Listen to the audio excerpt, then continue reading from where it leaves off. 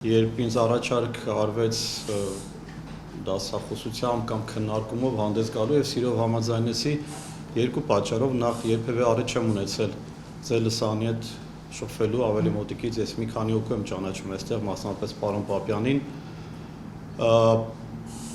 եւ նաեւ քանի որ ըստիս թեման բավականին արդիական եթե ոչ շատ արդիական համարեցի որ սա լավ առիթ է միասին քննարկելու այն ուսումնասիրությունները, որոնք ես եւ իմ գործընկերը Էդվարդ Աբրահամյանը արել ենք եւ դա ամփոփեցինք մի գրքի մեջ, որը կոչվում է Համապարփակ անվտանգություն Հայաստանի այլընտրանքը փոփոխվող աշխարհում։ Որոշեցի, որ այդպես միքս պիտի անենք, այսինքն քննարկում գրքի պրեզենտացիայի ձևով, որպեսզի դուք էլ նախ ծանոթանաք գրքի հետ, երկրորդը հնարավորություն ունենանք միասին քննարկելու այն մոտեցումները, այն կոնցեպտները, որ մենք մշակել ենք այս գրքում, ասել ինչու ենք մենք որոշել այդ գիրքը գրել, ինչպես ստացվել, որ դրա կարևորությունը եկավ առաջին պլան։ Իհարկե մենք բոլորս էլ կարծում եմ քննարկման անհրաժեշտություն չունենք իրար բացատրելու, որ Հայաստանը, եթե ոչ ընդհանրապես գլոբալ առումով անվտանգային հարցերը մասնապես Հայաստանի համար դարձել են ամենակարևորը ըստ օրակարգի։ Իհարկե, երբ որ մենք նայում ենք պետական կառավարման համակարգին, այդ տպավորությունը միգուցե չունենք։ Ես ինքս եղել եմ պետական համակարգի մարդ, այսպես ասած պաշտոնյա, եղել եմ նախագահ Արմեն Սարգսյանի խորհրդականը 4 տարի։ Հասկանում եմ, որ այդտեղ կան հարցականներ տարբեր, բայց ես կփորձեմ այսօր հնարավորինս քաղաքականացնել, թե բոլոր հարցերին ձեր կպատասխանեմ, որոնք դուք կարևոր կհամարեք ինձ տալ, այդ 4 տարիները ինձ հնարավորություն տվեցին խորքից հասկանալու Հայաստանի պետական համակարգի կառավարման առանձնահատկությունները, ծանոթանալ դրա դրական, եթե դրանք կան եւ դրա բացասական կողմերին եւ դրա համար էր, որ երբ պաշտոնաթող եղա, մենք 23 թվականին հիմնադրեցինք մի կառույց, որի լոգոն դուք տեսնում եք, կոչվում է ազգային դիմակայունության հայկական ինստիտուտ, վերլուծական կենտրոն է think tank, հետազոտությունների կենտրոն, որտեղ մենք հիմնականում զբաղվում ենք անվտանգային հարցերի ուսումնասիրմամբ, մասնավորապես հիբրիդային գործիքակազմի ուսումնասիրմամբ, ուսումնասիրում ենք, թե ինչպես են Հայաստանի դեմ աշխատում, որոնք են Հայաստանի խոցելիությունները, փորձում ենք քարտեզագրել այդ խոցելիությունները եւ նախորդ տարի մենք ստացանք առաջարկ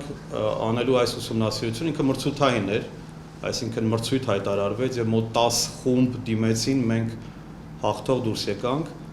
եւ առաջարկեցինք մեր տարբերակը համապարփակ անվտանգության մասով, դա ըստ էության այն է, ինչ ես եւ Էդուարդը տարիներ շարունակ միասին աշխատում ենք տարբեր հարցերի շուրջ։ Իհարկե շատերը կարծում են, որ ես լրագրող եմ, ես լրագրող չեմ,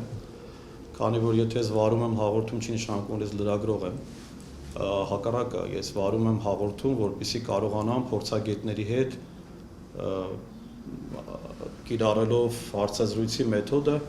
փորձել բացահայտել փորձագիտական ընկալումները, մոտեցումները անվտանգությանը վերաբերող հիմնականում։ Նկատի ունեմ, որ տարիների աշխատանքի սա բյուրեղացում է այս գիրքը եւ կարծում եմ, որ ինքը կարևոր ամենայն դեպս ըստիս կարևոր աշխատություն է օգնելու մեզ ավելի կոնկրետ եւ թղթի վրա տեսնելու, թե որոնք են Հայաստանի առջև ծառացած խնդիրները, պատճառները եւ ինչպիսին կարող են լինել լուծումները, որոնք մենք համարում ենք համապարփակ անվտանգության համակարգի մշակման եւ կիրառման անհրաժեշտությամբ։ Երկու խոսք նաեւ Էդվարդի մասին, որպես համահեղինակ, քանի որ ճիշտ է ինքը այստեղ չէ, բայց բնական է ինքը եւ ես միասին ենք այս աշխատությունը դարձրել իրականություն։ Էդվարդը հիմնականում աշխատում է Մեծ Բրիտանիայում, Միացյալ Թագավորությունում, դասավանդում է տարբեր համալսարաններում, ըստիս Հայաստանի լավագույն ուղեղներից մեկն է, չգնահատված, ցավոք, ըստ պատշաճի, եւ ոչ միայն ինքը, մենք շատ-շատերին ենք տեսնում, որ կամ անտեսված են, կամ մարգինալացված են, կամ ուղղակի այսպես ասած հեռացված են դաշտից Էդվարդը շատ ակտիվ է միջազգային հարաբերություններում, ունի մի շարք գրքեր գրված, ի տարբերություն իմ, որ ես ընդամենը մեկ գրք հեղինակեմ, Էդվարդը հեղինակել է Նժդեին վերաբերող գիրք, հեղինակել է գիրք փոքր պետությունների վերաբերյալ, մասնապես Հայաստանի, ինչպես նաև տարբեր էլի աշխատություններ, նաև երկրորդ համաշխարհային պատերազմի հետ կապված եւ այլն։ Շատ այդպես արդյունավետ գիտական փորձառություն ունի Էդվարդը։ Մենք միասին ունենք շատ ու շատ այլ աշխատություններ։ Սա ուղղակի որպեսզի դուք ծանոթանաք մեզ հետ, քանի որ հարցը այն չէ, որ մենք ինչ-որ բանով շատ առանձնահատուկ ենք, բայց որ իմանաք, թե ինչը մեզ դրդեց եւ ինչն է այս գրքի հիմքում, որ սա մեր տարիների գիտական ձգտումներն են, պատկերացումներն են, որոնք ի վերջո մենք պետք է շնորհակալություն հայտնենք Արար հիմնադրամին, որը հայկական հիմնադրամ է եւ ես ունեմ սկզբունք որպես կանոն եվրոպական կամ ամերիկյան գրանտներ փորձում եմ չվերցնել, մենք չենք վերցնում, որպեսզի կարողանանք տեղում մեր սեփական ուժերով, մեր սեփական գիտական եւ այլ մտավոր կարողությունները զարգացնել, որովհետեւ մենք չենք կարող անդադար 30 քանի տարի ուղղակի կախվածություն ունենալ օտար պետությունների, ովքեր դրանք լինեն, խնդրեմ ճիշտ հասկացեք, ես իմ համար դա սկզբունքային խնդիր է, ոչ թե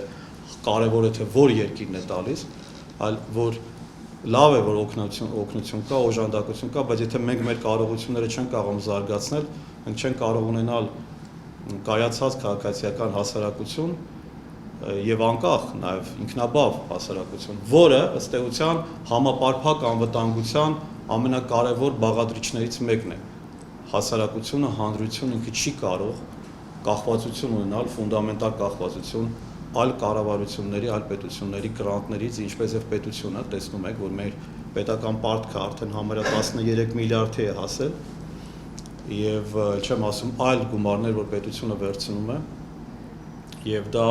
տնտեսագետներն եք ձեզ կբացատրեն, ասեն, որ դա ճիշտ ճանապարհ չէ պետություն կայացնելու համար։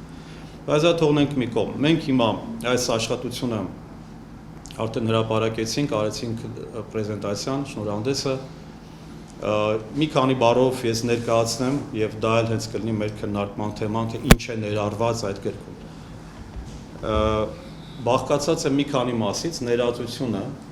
խոսում ենք մենք թե ինչու ձախողեց Հայաստանի անվտանգային ճարտարապետությունը։ Ես վստահ եմ, որ դուք շատ ու շատ աշխատություններ ունեք, կարդացել եք, մենք առաջինը չենք եւ վերջինը չենք, որ խոսում ենք ձախողումներից կամ խնդիրներից, հատկապես 44-օրյա պատերազմից հետո, շատերի համար պարզ դարձավ, որ այն խնդիրները, որոնք կուտակվել են նախկինում, այն խնդիրները, որոնք հիմա էլ դեռ շարունակում են ըստիս լինել, չեն կարող լավագույն արդյունքը ապահովել, երբ որ ինչպես օրինակ մենք հիմա տեսնում ենք Իրано-իսրայելական պատերազմ, դա իրականում վերաբերում է նաև Ուկրաինային, վերաբերում է Ռուսաստանին, ցանկացած արհավիրքի դեպքում ի հայտ են գալիս բոլոր այն խոցելիությունները, որ պետական կամ կառավարման համակարգը եւ հատկապես անվտանգային համակարգը ունի։ Մեզ մոտ դրանք ի հայտ եկան, բնականաբար ամենադաժան ձևով, ես կասեի։ Դրա համար մենք փորձում ենք նորից քարտեզագրել, թե 30 քանի տարվա ընթացքում հիմնական կոնցեպտուալ խնդիրները որոնք էին, որոնք հանգեցրին Հայաստանի անվտանգային ճարտարապետության ձախողմանը։ Իհարկե, նորից պիտի ասեմ, որ բոլորը չի, որ կիսում են այս կարծիքը, բոլորը չէ, որ համաձայն են, որ Հայաստանում անվտանգային համակարգը ձախողել է, քանի որ մեզ մոտ ըստիս ես կարծում եմ դա կարելի է կոչել կեղծ օպտիմիզմ, երբ սպառողը փորձում է խուսափել բացասական գնահատականներից, քանի որ իր մոտ բացասական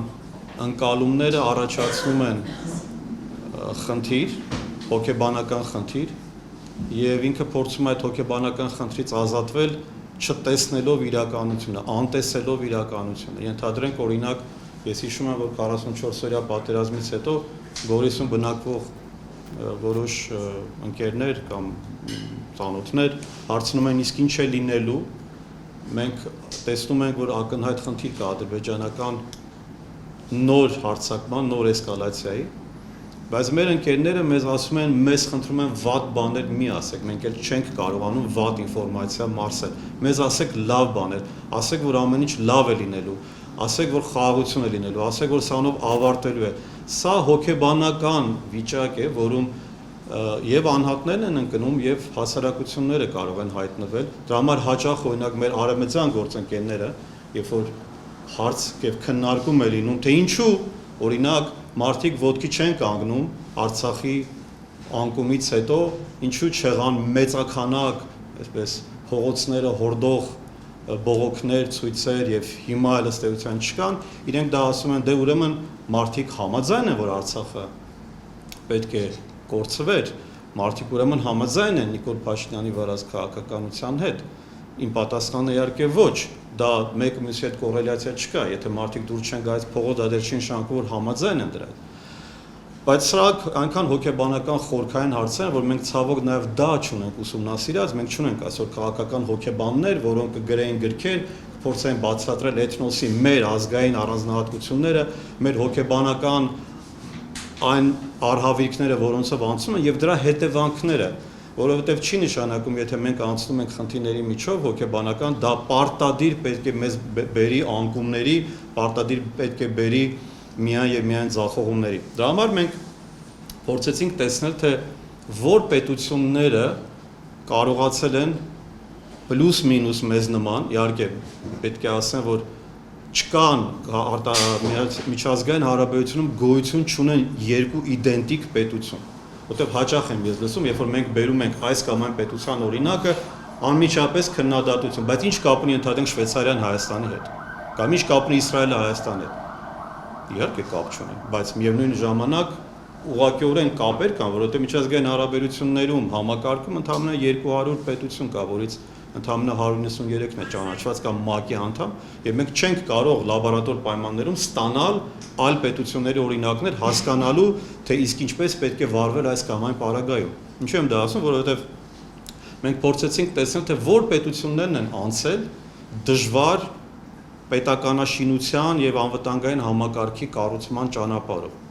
Նույնիսկ կա տպավորություն շատերի մոտ, որ այլ ազգեր շատ ավելի հեշտ են անցել այդ գործընթացները, նրանք չեն ունեցել այն խնդիրները, որ մենք ենք ունեցել, եւ այո եւ ոչ։ Ունեցել են խնդիրներ, որ մենք չենք ունեցել, ունեցել են այն խնդիրները, որ մենք ենք ունեցել, եւ շատ տարբեր ճանապարհ են անցել ոմանք նմանություններ ունեն։ Մեր խնդիրն էր հասկանալու, թե իսկ որը կարող է լինել հայկական մոտեցումը, հայկական մոդելը անվտանգության, որովհետև մենք կարծում ենք, որ նախկին մոդելը կամ գոյություն ունեցող համակարգը ի վիճակի չէ մրցունակ լինել ժամանակակից փոփոխվող աշխարհում։ Օրինակով ես կարող եմ ասել, ունենք ենթադրենք վերցենք իրանական պաշտպանության համակարգը։ Իհարկե ինձ համար շատ զարմանալի էր տեսնել, որ Հայաստանում այդքան շատ են Իրանին աջակիցները։ Շատ ինձ համար բացահայտում էր։ Ես քաղաքական գործիչի աչքով չեմ նայում, ես նայում եմ քաղաքագետի կամ միջազգայնագետի աչքով։ Ինչպես են մարդիկ կամ հասարակությունները գնահատում այս կամ այն պետություններին։ Մարդիկ, որոնք ենթադրենք դիրքավորվում են որպես արևմտամետ, բայց աջակցում են Իրանին։ Շատ հետաքրքիր է այս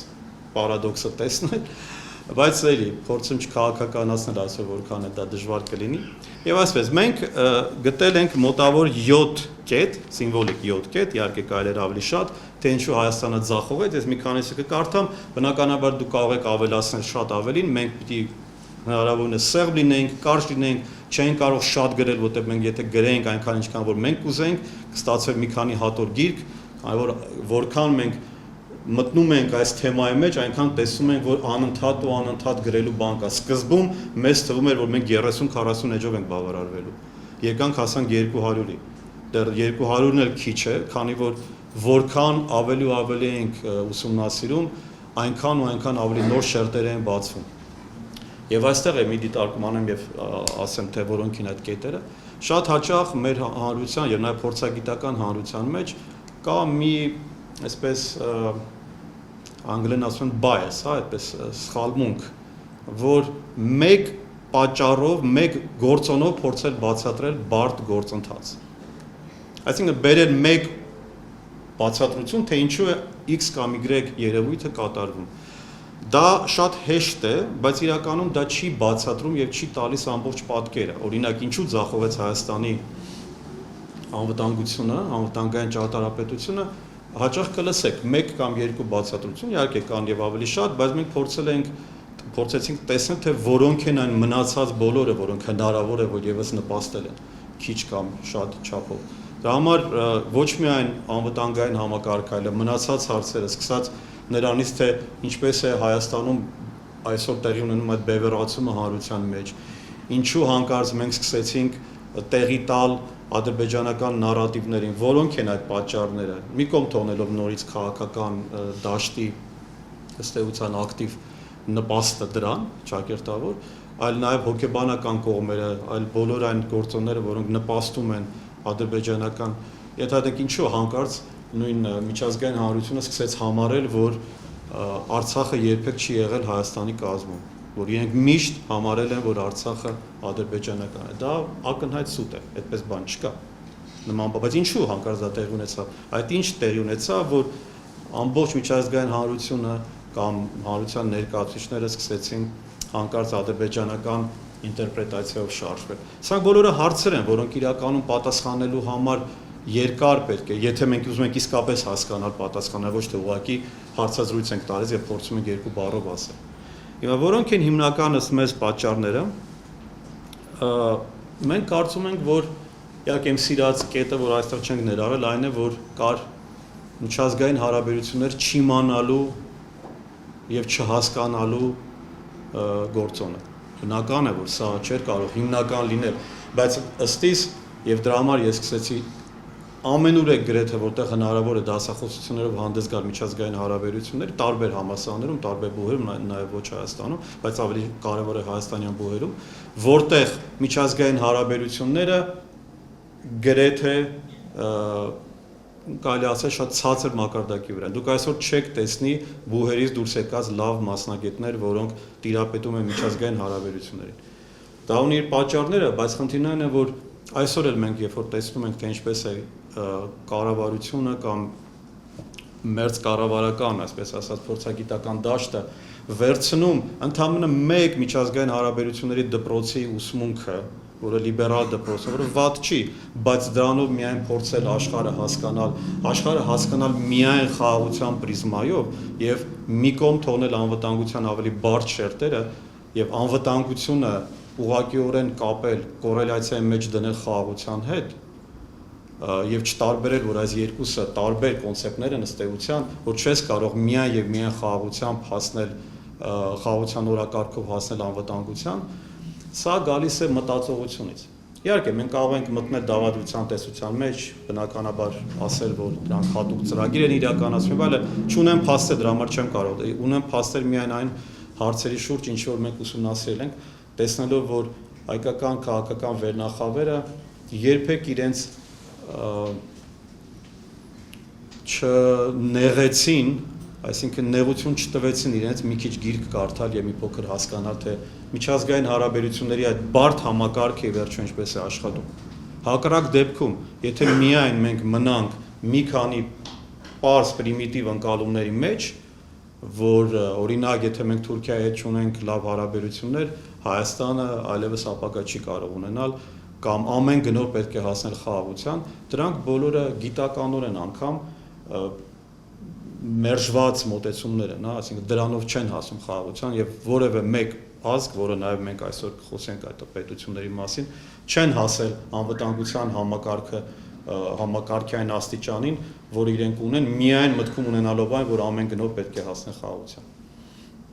Մենք կարծում ենք, որ ամենամեծ խնդիրներից մեկը այն է, որ քաղաքական վերնախավը չուներ ռազմավարական մտածողություն, strategic thinking, դրա մասին Հայաստանում գրեթե չեն խոսում,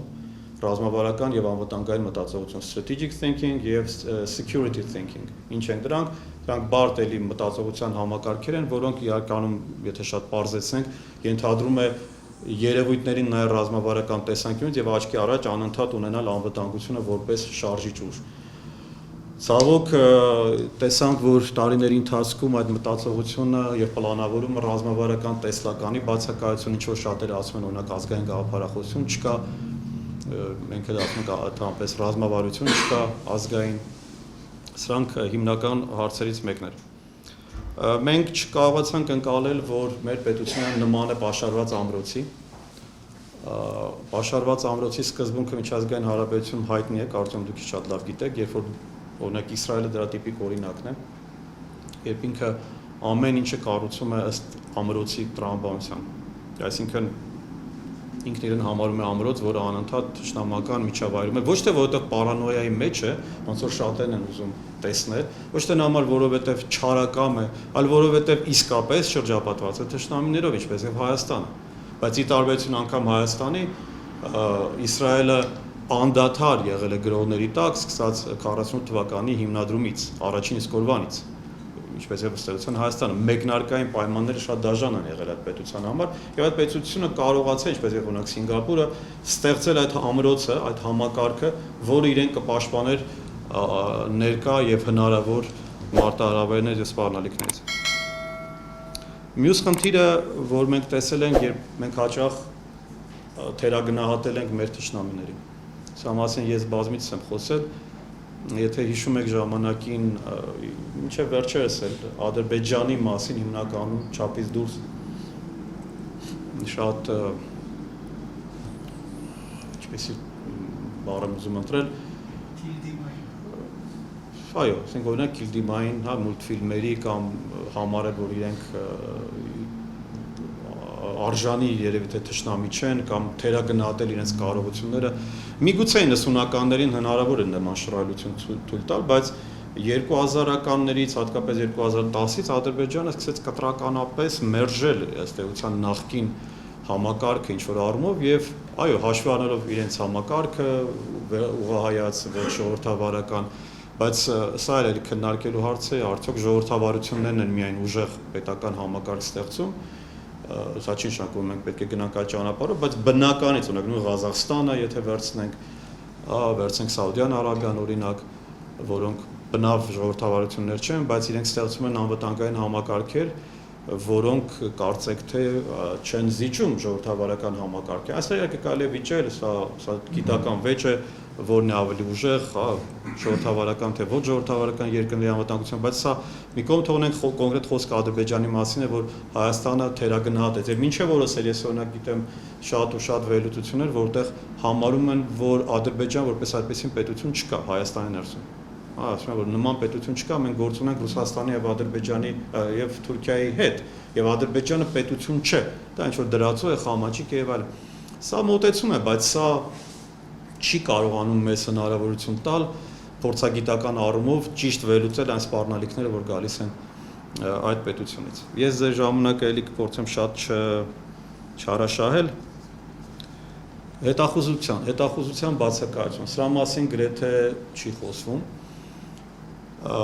Հրա փորձագետներն են ասում, չկա հետախուզություն, չկա անվտանգություն։ Սրա մասին մենք ցավոք գրեթե չենք խոսում։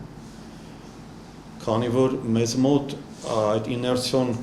համակարգը խորհրդային միությունից սկսած ավելի շատ, քանի որ խորհրդային միության, թե խորհրդային միությունն է պետք չտերագնահատել, որտեղ իրենք էլ ունեն բավական լավ դիվերսիոն օրինակ ծրագրեր, որոնք փորձում են իրականացնել եւ կարողանում են բավական նաեւ հաջողությամբ տարբեր երկրներում իրականացնել, բայց անկախ պետության հետախուզական համակարգից իհարկե դա չես համեմատի, մի բան, որի լավագույն օրինակներից մեկը ըստ էության օրինակ Իսրայելն է։ Մենք դուք գիտեք, որ այդպես էլ հետախուզության եւ հակահետախուզության համակարգ լրջագույն առումով չստեղծեցինք։ Հիմա փորձեր արվում են, դա արդեն այլ հարց է, թե որքանով է դա հաջողված, արդյոք կադրային խնդիրներ ունենք թե չէ, բայց սա արդեն հարցի մի կողմ է։ Մյուսը իհարկե կադրային խնդիրներն են, քանի որ կադրերն են որոշում ամեն ինչ, ինչպես որ դասականներ ասում, մենք կադրային լրջագույն խնդիրներ ունենք, քանի որ չեմ ուզում շատ մտնել այս թեմայի մեջ, որտեղ վստահ եմ դուք եք շատ խոսել կամ քննարկել այս հարցը, մենք ունենք կադրերի խնդիր։ Եկեք խոստովանենք, որ պետական համակարգում ես ինքս նորից եմ ասում, լինելով պետական ծառայող, ես տեսել եմ, դուք էլ հիմա ինչ որ դա գաղտնի բան չէ, հիմա արդեն այնքան ամեն ինչը բաց է, որ այլևս այդ միֆերը չկան պետական կառավարման համակարգի վերաբերյալ, ամեն ինչ ակնհայտ է, խնդրեմ, մարդիկ Facebook-ով իրար պատասխանում են, ամեն ինչ ակնհայտ գրում են, նույն Թրամփը այսօր այնպիսի հայտարարություններ անում, բացատրում է թե ինչպես են իրենք այդ ռումբերը գցել Իրանի վրա։ Ամեն ինչ արդեն բաց է, դուք որևէ խնդիր չունեք տեսնելու եւ ինքներդ էլ գնահատելու, դա համար պետք չի լինել շատ բանիմաց կամ շատ մեծ փորձագետ հասկանալու թե պետական համակարգը որքան խնդիրներ է ունեցել այս տարիների ընթացքում, հատկապես կադրային քաղաքականության մասով։ Եվ մենք գալիս ենք այն եզրահանգման, որ ոչ թե մեր համակարգը անվտանգային անկատար է, այլ ըստ էության մենք չունենք այդ համակարգը։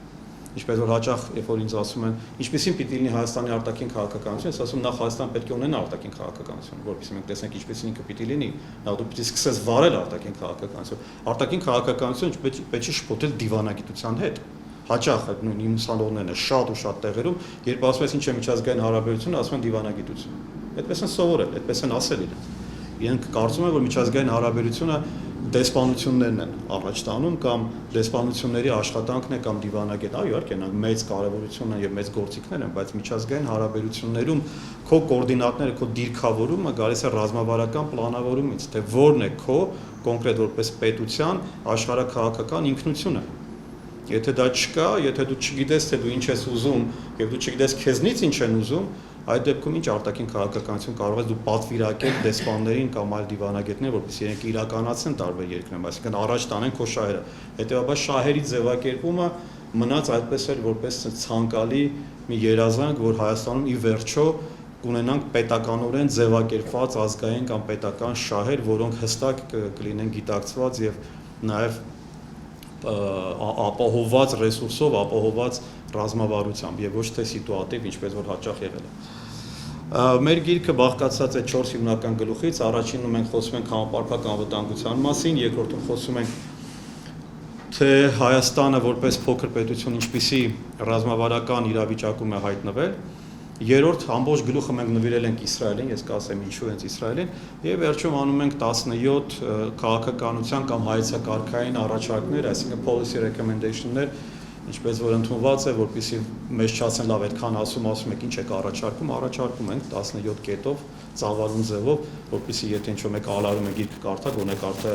այդ առաջարկները կամ եթե կարդալուց հետո դեռ հարցեր են մնում նայի առաջարկներին եւ տեսի թե մենք ի վերջո ինչ ենք ուզում դրանով ասել եւ դրա համար մենք շատ կարևորում ենք հատկապես, այսինքն բոլոր գլուխներն են կարևոր, բայց եթե դուք ժամանակ չեք ունենալու կարդաք ամբողջը, գոնե նայեք իսրայելական փորձը, ըստ շատ կարևոր է եւ մեր առաջարկները։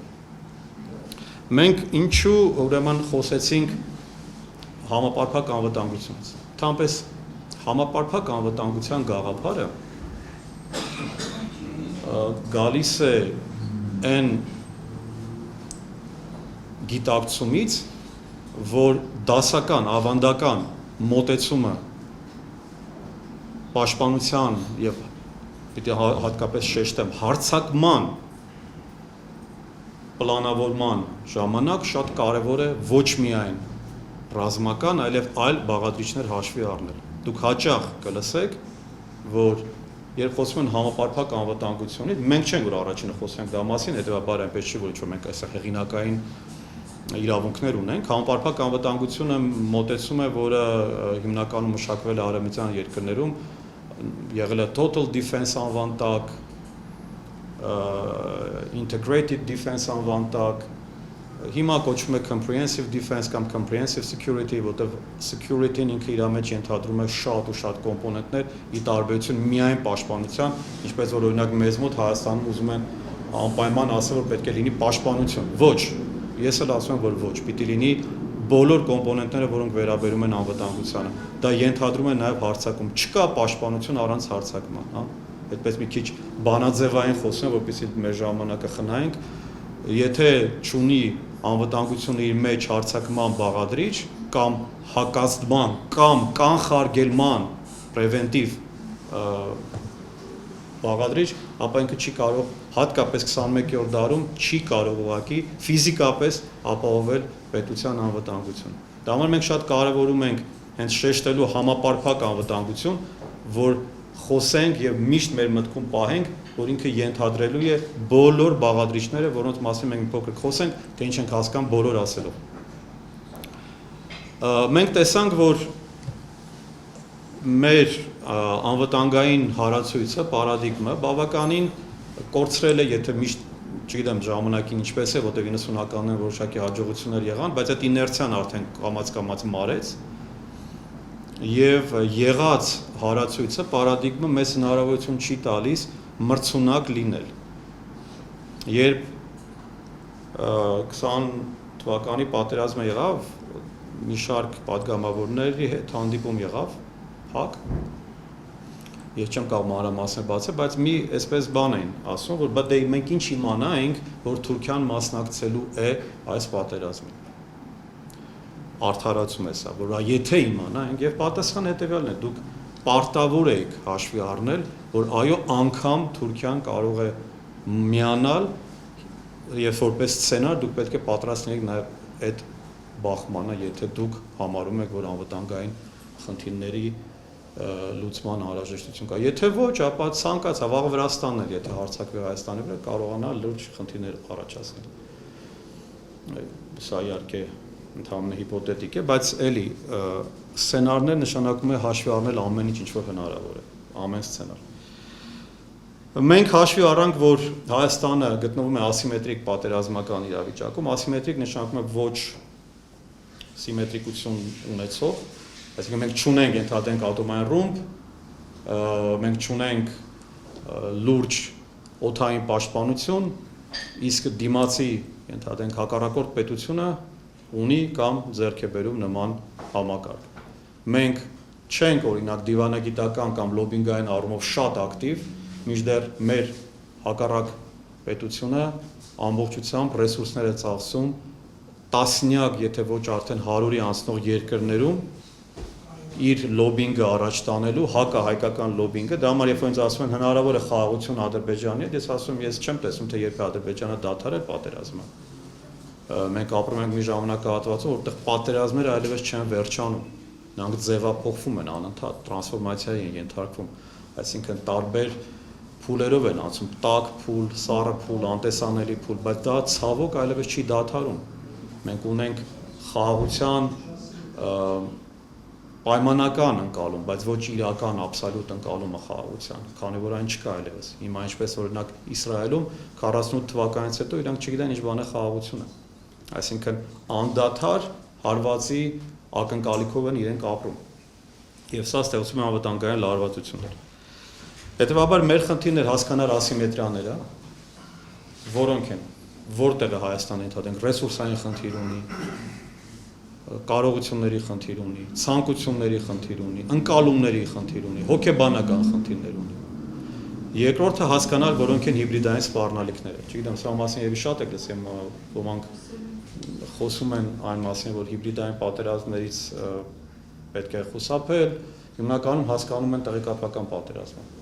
Ցավում եմ, բայց հիբրիդային պատերազմի տեղեկատվական պատերազմը ընդհանրապես մի փոքր, շատ փոքր հատվածն է։ Հիբրիդային պատերազմները եւ սպառնալիքները այսօր շատ են ավելի լայնացել, առանձին միջուղ են միջազգային հարաբերություններում, պատերազմների ուսումնասիրման մեջ մի առանձին տեղ են զբաղեցնում հիբրիդային սպառնալիքները, հատկապես նորագույն տեխնոլոգիաների կիրառմամբ եւ խոսքը միայն դրոններին չի վերաբերում, խոսքը միայն տեղեկատվական, այլև հոգեբանական, տնտեսագիտական եւ այլն, որոնցով քո հակառակորդ պետությունը փորձում է քո խոցելիությունները հասկանալ եւ անդադար հարվածել այդ պատին, այդ պարիսպին, տեսնելով թե որոնք են քո թույլ տեղերը եւ անդադար քեզ թույլատրել։ Կարծում եմ, որ առանց ինձ էլ դուք կարող եք թվարկել, թե օրինակ այսօր Ադրբեջանը Հայաստանի դեմ որքան տարբեր տեսակի հարվածներ եւ գրոհներ իրականացում առանց որևէ գնդակ կրակելու, առանց որևէ պարկուճի, առանց որևէ զենք կիրառելու, զենք դարձնել մնացած ամեն ինչը հիբրիդային պատերազմների ռազմավարությունն է։ Աշխարհաքաղաքական անկախատեսելիությունը սրա մասին կարծում պետք չի ձեզ ասել, դուք տեսնում եք, թե հատկապես մեր տարածաշրջանը որքան անկախատեսելի է դարձել, որքան անկախատեսել են մեր հարևանները, մենք ունենք 4 հարևան, որոնցից 3-ը առնվազն անկանխատեսելի են եւ վտանգավոր եւ կոնկրետ դրա համար մենք զարմանում ենք այդ ինչպես է ստացվում որ մարդիկ մոռացան թե 20 թվականին Թուրքիան ինչ մասնակցություն ունեցավ կամ ինչպես է աջակցում Ադրբեջանին կամ Ադրբեջանը ինչպես է սպառնում Հայաստանին դրա շատ օրինակ չեն հասկանում, թե այդ ինչպես է, որ Իսրայելը խնդիրներ ունի Իրանի հետ, որովհետև մոռանում են, որ Իրանը տարիներ շարունակ սպառնում է ոչնչացնել Իսրայելին, անընդհատ,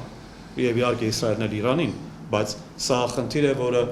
ուղղակի միայն չի գալիս երևակայության մեջ, ցանկ իրական սպառնալիքներ են, ինչպես օրինակ Ադրբեջանը համարում է, որ Երևանը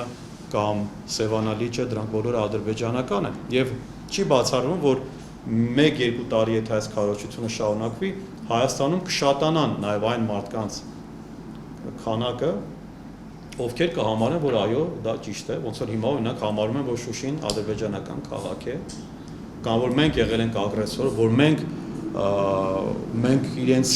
հողերն են գրավել եւ հետեւաբար նորմալ է, որ այդ մարդիկ մի օր եկել վերադարձել են եւ վերադարձնում են իրենց հողերը եւ սա է ասում նաեւ Հայաստանի կառավարությունը եւ ըստ էության դա 90-ականից հենց դա էլ գնում է, որ մենք պետք է վերադարձենք այդ հողերը, մենք պետք է կարողանանք զիջումների գնալ եւ այլն, որը ինչպես ես չլսեցի ինչ ասա Հետո հարցերի ժամանակ տեսա։ Դա միֆեր բոլորը ունեն։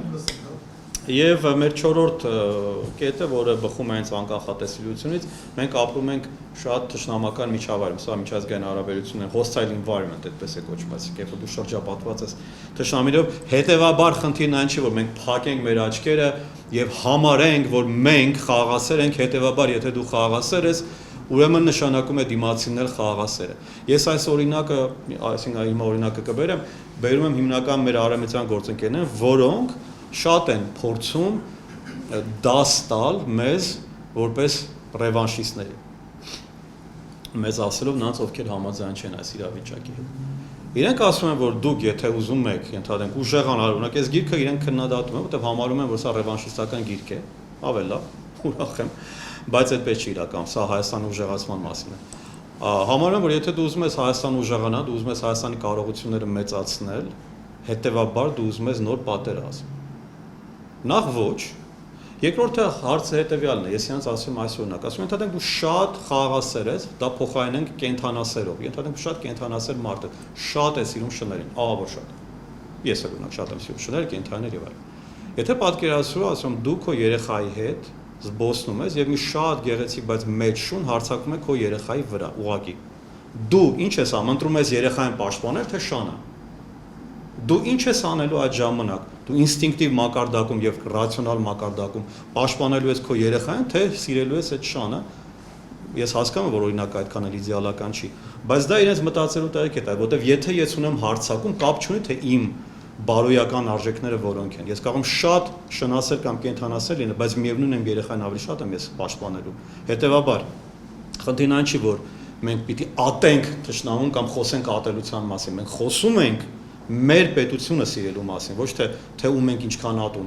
Մեր խնդիրը մեր պետությունը պաշտպանելն է։ Այսինքն, եթե կան հարձակումներ, մենք ինչ ենք անում։ Եթե կան նման ոտնձգություններ, մենք ինչ ենք անում։ Մենք ունենք այդ կարողությունը։ Խոսքը դրա մասին է։ Հետևաբար այս գիրքը նրա մասին է, թե ինչպես զարգացնել այդ կարողությունները եւ կոչ անել, փոխել վերջապես այդ կեղծ արհեստական, պացիֆիստական մոտեցումը։ Ես ահավոր խաղաղասեր մարդ եմ, բայց մեկը մյուսի հետ կապ չունի։ Բացարձակ մեկը մյուսի հետ կապ չունի։ Այլ բան է լինել խաղաղասեր, այլ բան է պաշտպանել քո զավակներին, քո ընտանիքը։ Դրանք երկու տարբեր բաներ են։ Հիմա այս հարցը իրականում դարձավ այսպես անկյունակարային եւ շատ մեծ վեճեր կա ի վերջո մենք դա համարենք ռևանշիզմ, թե չհամարենք ռևանշիզմ, դա կարող ենք քննարկել, տեսենք դուք ինչպես եք ընկալում։ Համապարփակ անվտանգություն, որպեսզի հասկանանք երկու բառով ինչ է համապարփակ անվտանգությունը։ Եթե մի բառով, որպեսզի շատ ձեր էլի ժամանակը չարաշահեմ, համապարփակ անվտանգության մեջ մենք պիտի հասկանանք բոլոր տիպի սպառնալիքների քարտեզագրումը եւ հնարավոր պատասխաններին պատրաստ լինելու սցենարների մշակում։ Այսինքն, դա վերաբերում է նրան, որ համապարփակ անվտանգության մեջ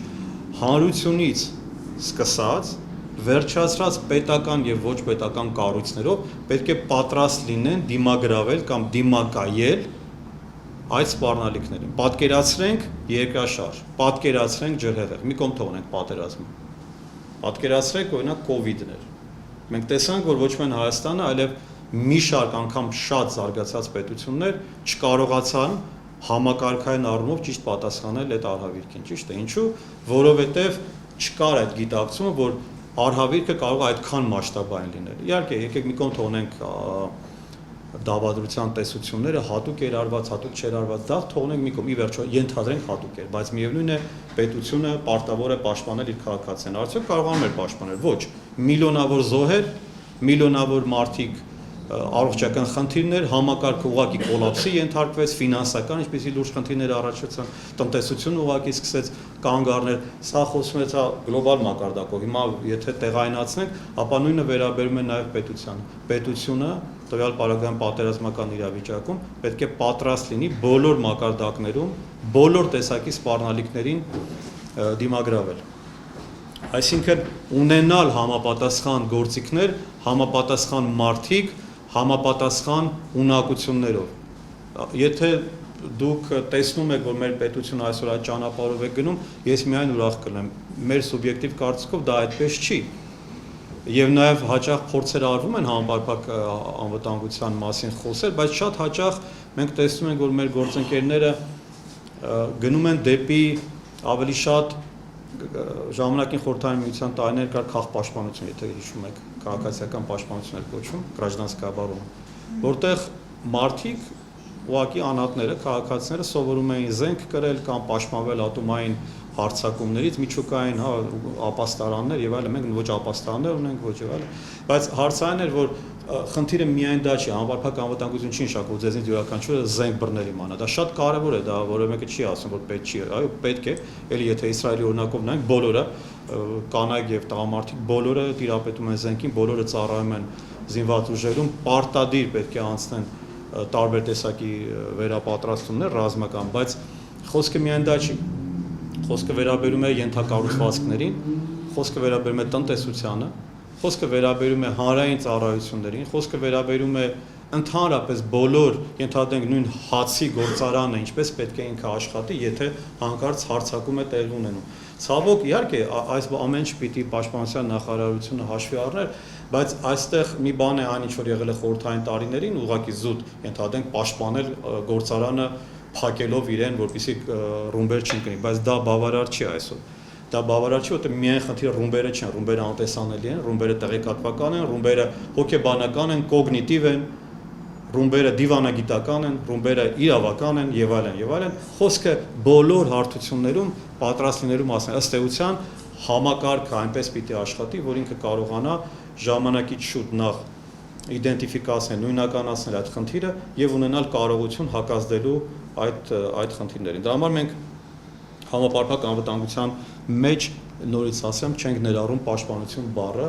որպեսզի շփոթ չառաջանա, որ պաշտպանվելու մասին է խոսքը նաեւ կանխարգելելու եւ հետեւաբար նաեւ կանխարգելիչ եւ պաշտպանական կամ հարձակողական գործողություններ կատարել։ Եթե հարցեր ունեք այս պահին, լսեմ, եթե ոչ, անցնենք մյուս մասին։ Մենք օգտվել ենք 4 պետությունների օրինակներից, 4 պետություն մենք շատ խորքային ուսումնասիրել ենք՝ Սինգապուր, Էստոնիա, Շվեյցարիա եւ Իսրայել։ Իսրայելի համար ես 1 ամսով մեկնել եմ Իսրայել եւ կատարել եմ դաշտային աշխատանք, այսինքն 1 ամսվա ընթացքում ես հանդիպել եմ բազմաթիվ շատ կարեւոր հնարավորինս կարեւոր մարդկանց հետ, սկսած փորձագիտական դաշտից վերջացած դիվանագիտական, քաղաքական, անգամ հետախուզության նախկին ծառայողներ, որոնց հետ իմ զրույցը կամ փորձագիտական ինտերվյուները, հարցազրույցները օգնեցին վերհանել մեզ համար շատ կարևոր ֆունդամենտալ մի քանի դրվագներ։ Օրինակ, ասենք, կարծում եմ ցած կետակրի, որքանով է հոլոկոստը այսօր պահպանվում հրեական դիսկուրսի մեջ, արդյոք ինքը ազգային ինքնության մաս շարունակում է մնալ, թե ենթադրենք իրենք շատ քաղաքակիրթ են դարձել, իրենք անցել են բոլոր այդ էտապներից եւ ինչպես մեզ մոտ են այդ քարոզը տանում, որ պետք է մենք մոռանանք ըստ էության անցյալը կամ վերաիմաստավորենք անցյալը, արդյոք իրենք օրինակ անցել են թե ոչ, ինչ եք կարծում։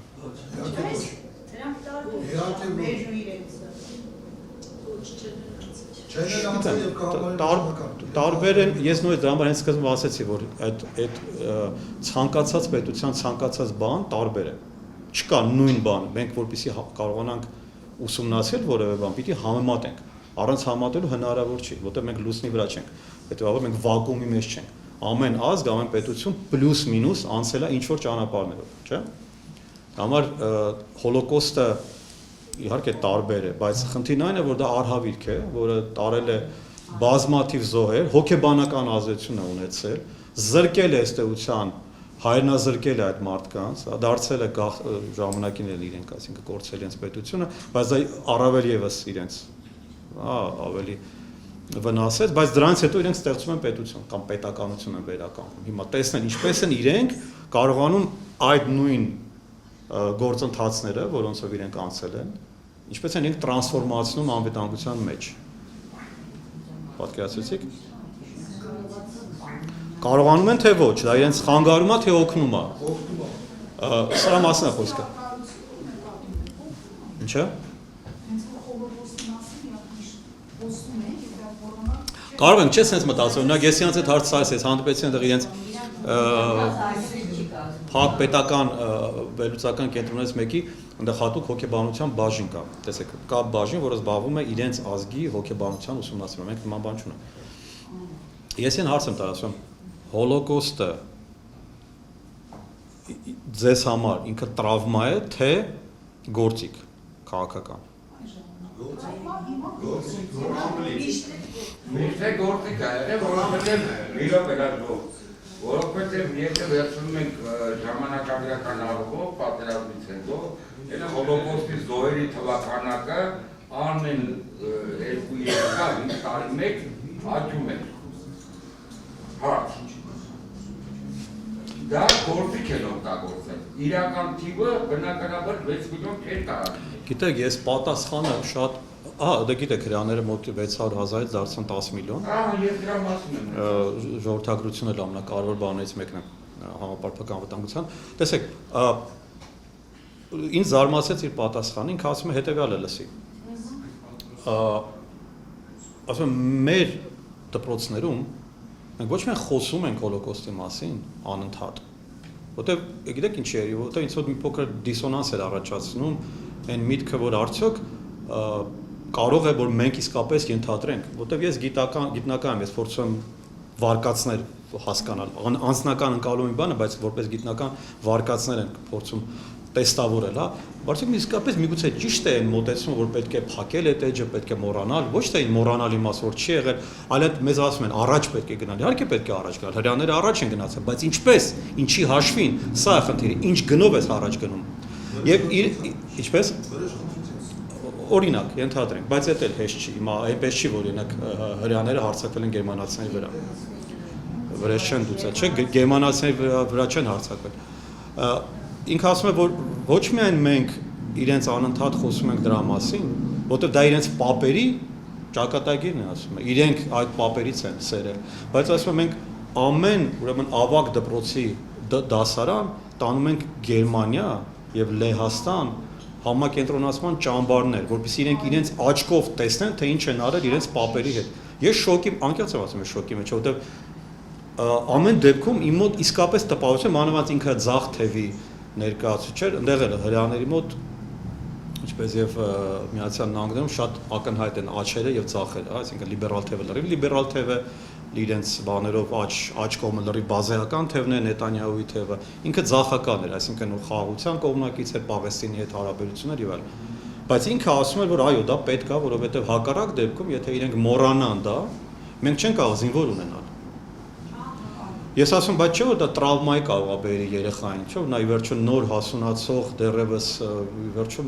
դեռ չձևավորված մարդ է, դա ես անգամ չեմ կարող նայել այդ տեսարանները եւ հայոց ցեղասպանության եւ հոլոկոստի, դա դաժանություն է, իրական դա մարդ դու կորցնում ես հավատը մարդկության նկատմամբ։ Ասում է դե դա արդեն իրենք պետք է իրենց մեջ հաղթահարեն այդ բոլոր բաները։ Հիմա ինչ եմ սա ասում, որ Իսրայելի մասին մենք իրական շատ քիչ բան գիտենք, ցավոք շատ հաճախ ես սխալ չհասկանաք, ես Իսրայելի կողմ չեմ անելու բացարձակապես այնպես չի որ Իսրայելը համարում եմ, չգիտեմ, մեզ համար պետք է օրինակ լինի, բայց շատ ու շատ բաներ կան, որոնք հրեաները կարողացել են ճիշտ անցնել, համենայնպես ես արդյունքով եմ նայում, ենթադրենք տնտեսությունը, ենթադրենք նորարարությունը, ենթադրենք բժշկությունը, կրթական համակարգ, ռազմական ոլորտը։ Դրա համար մենք վերցրեցինք Իսրայելը եւ այդ 1 ամիսը ինձ համար բացահայտումների ամիս էր, որքան բան կարելի էր տեսնել հրեաների մոտեցումների մեջ եւ մենք դա ամփոփել ենք 15 կետով, չեմ կարծում որ հիմա դրա ժամանակը կլինի, 15 կետով թե որոնք են հրեաների համար մեզ կարևոր են հիմնասյուները, որոնց վրա իրեն կառուցում են իրենց անվտանգային ճարտարապետությունը։ Այստեղ ոչ թե խոսքը գաղտնի ինֆորմացիաների մասին, այլ մտածողության։ Եկեք ֆիքսենք, հա դա խոսքը նա մասը, որ փորձում ենք ուսումնասիրել մտածողությունը։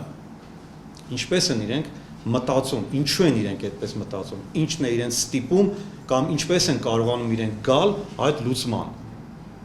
Այսինքն մեր նպատակն է ինքներս մեր մեջ նաև հասկանալ, թե այդ ինչպես է ստացվում, որ մենք հաճախ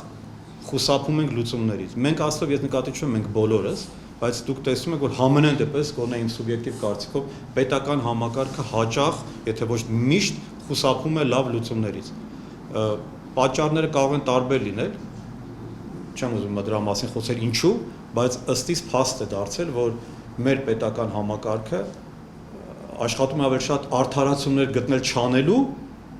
քան բացատրություններ, թե ինչպես է ինքը պատրաստում դա անել եւ ցույց տալ, թե ինչ ճանապարհով է ինքը գտնելու, հաճախ լսած կլինեք, շատ հաճախ փորձագետներն են ասում, Հայաստանը այլընտրանք չունի։ Մենք էլ ասում ենք այլընտրանք չկա միայն դագաղի մեջ։ Okay։ Հրեաները պակաս անայլընտրանք վիճակում չեն, եթե դու շրջապատված ես անմիջապես թշնամի պետությունները, որոնք առաջինից օրվանից քեզ գնդակոծում են, հələ հիշեք 40 թվականը, ընդհանրապես նոր ձևավորվող պետություն, ընդհանրապես ոչինչ չունեն, ոչ մի պետական կառույց, ոչ մի, եւ դու ունես թշնամիներ Եգիպտոսի նման, որոնք հզոր եւ ռազմական եւ ֆինանսական եւ նաեւ այդ կրոնական, դավանական, հա, այսպես ասած բաներով ու հարցակում են քո վրա, ոչ միայն իրենք, այլև մի շարք էլի պետություններ։ Եվ դա պետք է դիմագրավել, չէ, պետք է կարողանալ այդքանով 600,000-ով դիմագրավել ահռելի արաբական բանակները։ Պես չի որ, դա համար մենք ասում ենք, էլի, ինչ կապ ունի Իսրայելը մեզ հետ։ Դե կապ չունի, բա ով կապ ունի։ Ասեք օրինակ բերենք, վերցնենք նրանց ուսումնասիրենք։ Մենք փորձել ենք փոքր պետություններ ուսումնասիրել, դուք հարց ունեք, ես չեմ մոռացել, հա։ Ուզում եի ավելացնել, դուք համաձայն եք դրա հետ, սովետական պետությունը ստեղծել են աշքինազիները, դրանք այն հրեաները, որոնք կրթություն են Եվրոպայում։ Եվ նոր մի քիչ ուսումի կրթության մասին, դրանք այն մարդիկ են, որոնք այդ համաշխարհային գաղափարները եւ որոնք շատ տարբերակներ են տեսել։ Նրանք են ինքը վերական պետությունների կողմը։ Մեր ինչն է խանգարում։ Սովետական միությունում ստացած այլ մարդիկ։ Տեսեք դուք նույնիսկ ուզում եք արդարացումներ գտնել։ Չէ, արդարացում չէ։ Ճիշտ եք ասում, բայց իրենք է կարող են շատ հանգիստ անտեսել, որ աշքինազիներն են դրա ոչ միայն, որոնք Եվրոպայում դա կրթության այդ ինքն է։ Սիոնիզմը այնպես չէ որ աշքենազներն են միայն առաջ տանում։ Բայց հիմնականում իրանք են հիմնադիրները Իսրայել։ Իսրայելը ուղղակի հետաքրքիր է այնքանով որ մենք տեսնում ենք թե ինչպես կարող է փոքրաթիվ ազգը այդ դա համար մենք ասում ենք Դավիթի եւ Գողիաթի կոնցեպտն է ուսումնասիրում։ Դավիթի եւ Գողիաթի, Դավիթը հրեաների խորհրդանիշը, Գողիաթը թշնամիների։ Եվ մենք գիրք ուզում ենք կոչել Դավիթ Գողիաթ, հետո հրաժարվեցինք այդ մտքից, որտեղ ասում ենք կարող են կոչել օրինակ Դավիթ եւ Մսրամելիք, այդպես են առաջարկներ անում, բայց մենք մնացինք ամեն դեպքում ավելի մասնագիտական բառապաշարի մեջ եւ հետո տեսանք, որ Դավիթը հրեաներ իրենք են դարձել Գողիաթ։ Այո, իրենք շատ հաճախ համարում են ցեղասպան եւ այլն։ Եվ իրենք շատ լավ, ես չեմ ուզում իհարկե հիմա մենք ցայնագրվում ենք, չեմ ուզում հրեական այսպես թեման բարձրացնել, որտեղ շատ զգայուն է, բայց ինչու եթե քեզ պիտի ոչնչացնեն դու չանես դա։ նորից այդ երեխա եւ շան պատմությունը չէ, ես չեմ կարող, ուզեմ թե չուզեմ, ես չեմ կարող ընտրել շան ախր, չի լինում այդպես, դա հակատրամաբանական է, դա չի լինում այդպես, ոչ մի ազգ չի ընտրում ինքնասպանություն ախր, դա հակա ինստինկտիվ է, դա հակա ռեֆլեքսային է, դա հակա գիտական է ընդհանրապես, որտեվ Իսրայելի օրինակն ենք վերցրել, մեզ համար, մեզ հետ կապված է դա։ այո, Դա վերջին հաշվում մի հատ հարց, ով ստեղծեց Իսրայել պետությունը փաստացի։ մենք դրա մասին չենք խոսում, տեսեք, չգիտեմ, չի դա, չգիտեմ, ես Իսրայելի մասնագետ չեմ, Ստալինը ստեղծեց պարտադրեց, Մեծ Բրիտանիա, լավ, Նայեք խնդրեի, եթե ելույթներ կամացել, այո, չէ, ես հասկանում եմ ձեր, եկեք որպեսզի հանկարծ սխալ բան չլինի, սխալ բան չձևավորվի, Իսրայելի մասին չի, բացարձակ Իսրայելի մասին չի, մենք նույն հաջողությամբ Սինգապուրն ենք ուսումնասիրել, ուղղակի Իսրայելը միակ երկիրն է, որտեղ մենք հնարավորություն ենք գնալ, մենք կարող ենք ընտրել Սինգապուրը, ընտրեցինք Իսրայելը, մեզ համար սրանք օրինակներ են, հասկանալու թե եթե տնտեսական, եթե տնտեսություն ենք վերցնում, մենք կարող ենք վերցնել ինչ-որ մի երկրի տնտեսությունը եւ ուսումնասիրել, ճիշտ է։ Ոչ թե մենք այդ երկրի հետ կամ ինչ-որ մի համակարգ Էստոնիայի անունը տվեցիք, իսկ Էստոնիայի որ օրինակը, որ մասն է։ Կիբերանվտանգության եւ ընդհանրապես հիբրիդային պատերազմներում առաջատարներից մեկն է Էստոնիան, իրենք ստեղծել են շատ լուրջ համակարգ, որը այսօր իրենք արտահանում են այլ երկրներ եւ շատ մասնագետներ գնում են տեղ վերապատրաստում անցնելու, որտեղ էստոնացիները ելի լինելով շատ փոքր կարողացել են ստեղծել իրենց համար, այսինքն ամեն պետություն նորից ինչի ենք այս օրինակներ բերում, ինքը ամեն պետություն փորձել է հասկանալ թե ինչը կարող է լինել իր ուժեղ կողմը, ուժեղացնել այդ ուժեղ կողմը եւ այդ ուժեղ կողմի վրա ստեղծել նոր անվտանգային համակարգ։ Սինգապուրը տարիներ շարունակ տարապել է չինացիների ձեռքը։ Քչերը գիտեն, ինքը եղել է սոցիալ Չինաստանի մի մաս, որից հետո իրենք կարողացել են ոչ միայն անկախություն ստանալ, այլև պաշտպանել այդ անկախությունը լուրջ Ինչպես? Մալազիայի Չինաստանի, չէ՞։ Մալազիայի կազմում է եղել 65 թվականին անկախացել։ Լավ, ուրեմն ես սխալվում եմ։ Բնակչության զգալի մասը չինացի է, էլի։ Որտեղ Չինաստանի ազդեցությունն է այնտեղ հիմնական եւ չինացիների հետ էր։ Այդ որովհետև բանը բրիտանացի այդ սպան, որը Չինաստանի Սինգապուրը հայտնաբերել է, ինքը դեմոգրաֆիան փոխել է, ինքը բնակեցրել է Սինգապուրը դիտավորյալ չինացիներով, որպես ավելի աշխատասեր, քան մալայացիներ եւ ավելի վերահսկվելի։ Մենք երբ որ ուսումնասիրում ենք, մենք խնդիրը տեսնում ենք չինացիներից պաշտպանվելու մեջ, որտեղ Չինաստանն էր իրենց համար սպառնալիք։ Դրա համար այդ առումով ենք չինական եւ սինգապուրյան, այսպես ասած,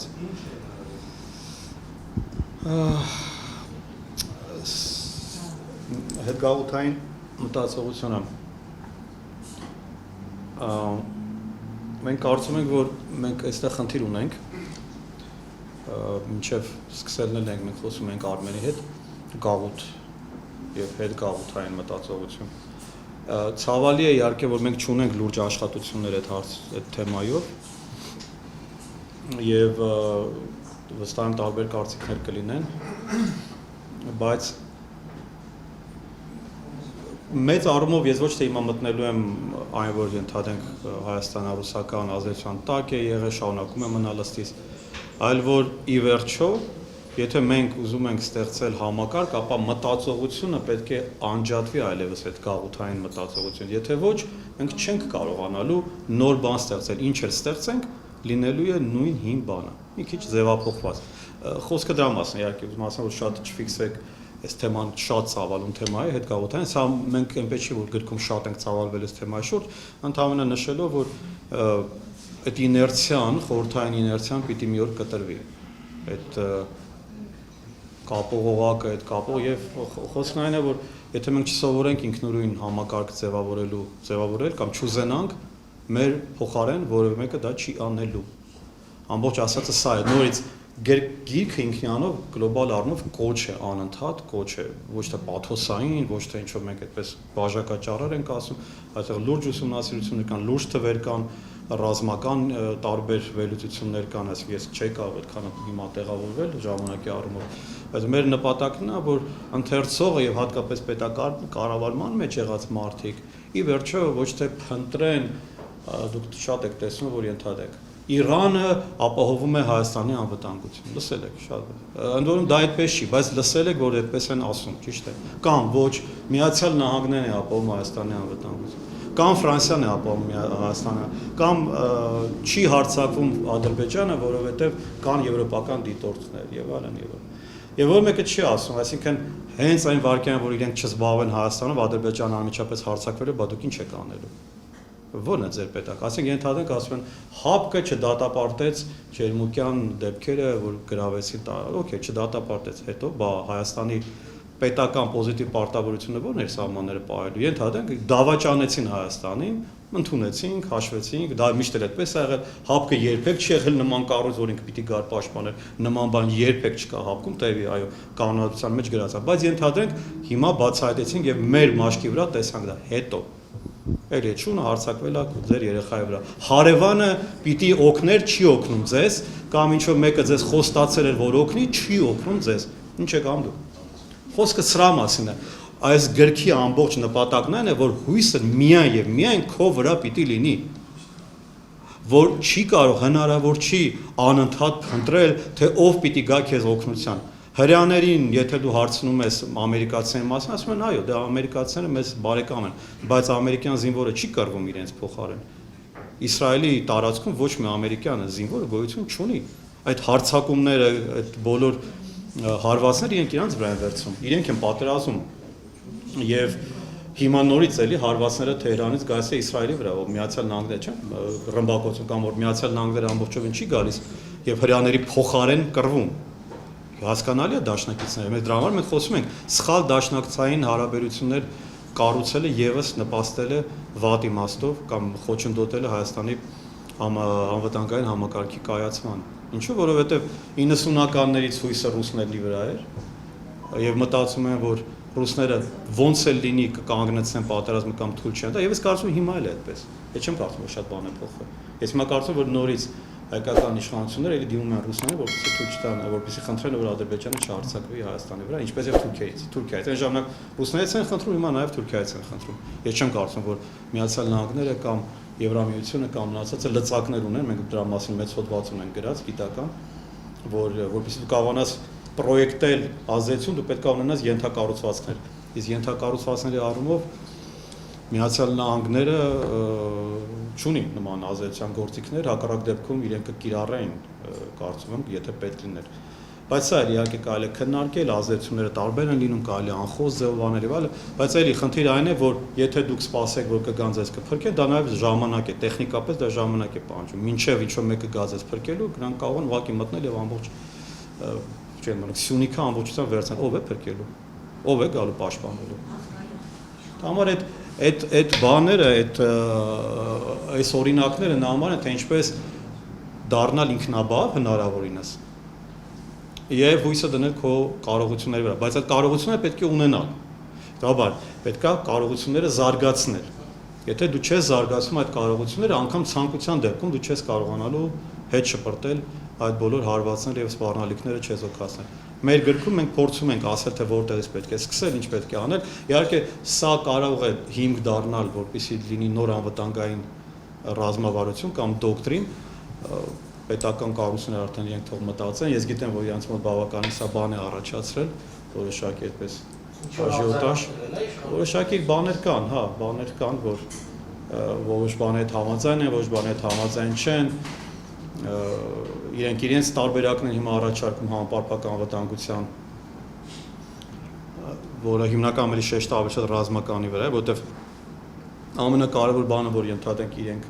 չեն ուզում ի վերջո հասկանալ, որ եթե պաշտպանության նախարարությունը չի աշխատում քաղաքացիական դաշտի հետ, այսինքն փորձագետները ներգրաված չեն ոչ մի որևէ քաղաքականության, որևէ ռազմավարության մշակման մեջ։ Չեն կարող միայն ռազմական մարդիկ, միայն ՊՆ-ի կամ ԳՇ-ի ներկայացուցիչներ կարողանալ մշակել նման բաներ։ Իրենք չեն համագործակցում քաղաքացիական դաշտի է, դա չեղավ արդեն համապարփակ։ Համապարփակը ենթադրում է սինխրոնիզացված աշխատանք բոլորը պիտի սինխրոնիզացված աշխատեն, սկսած տրանսպորտից, վերջացրած ենթակառուցվածքներ, օրինակ ենթադրենք այսօր մենք խնդիր ունենք կապելու հարավը Երևանի հետ, ճիշտ է, մի ճանապարհ է ընդհանրապես, մեկ ճանապարհ, որը կարող է ենթադրենք պատերազմ չի, բայց ջրհեղեղ է ելում, եւ այդ ճանապարհը ուղղակի փլուզվում է, ինչ ենք անելու, այսինքն ամբողջ Սյունիքը կտրվում է, ամբողջությամբ կտրվում է մայրաքաղաքից, չկա այլ ընտրանքային ճանապարհներ, միշտ դրանք տարական բաներ են, որ այսինքն խոսքը նույնիսկ Իսրայելի պետք չի համատվել, դա շատ ավելի պարզ եւ շատ ավելի հասարակ ըստիս տարական անվտանգային պայմաններ են, որոնք պետք է ապահովել։ Ես թերևս այստեղ կան կառնեմ, որտեղ 1 ժամ արդեն անցավ, ինչպես եւ պայմանավորվել էինք։ Շնորհակալություն։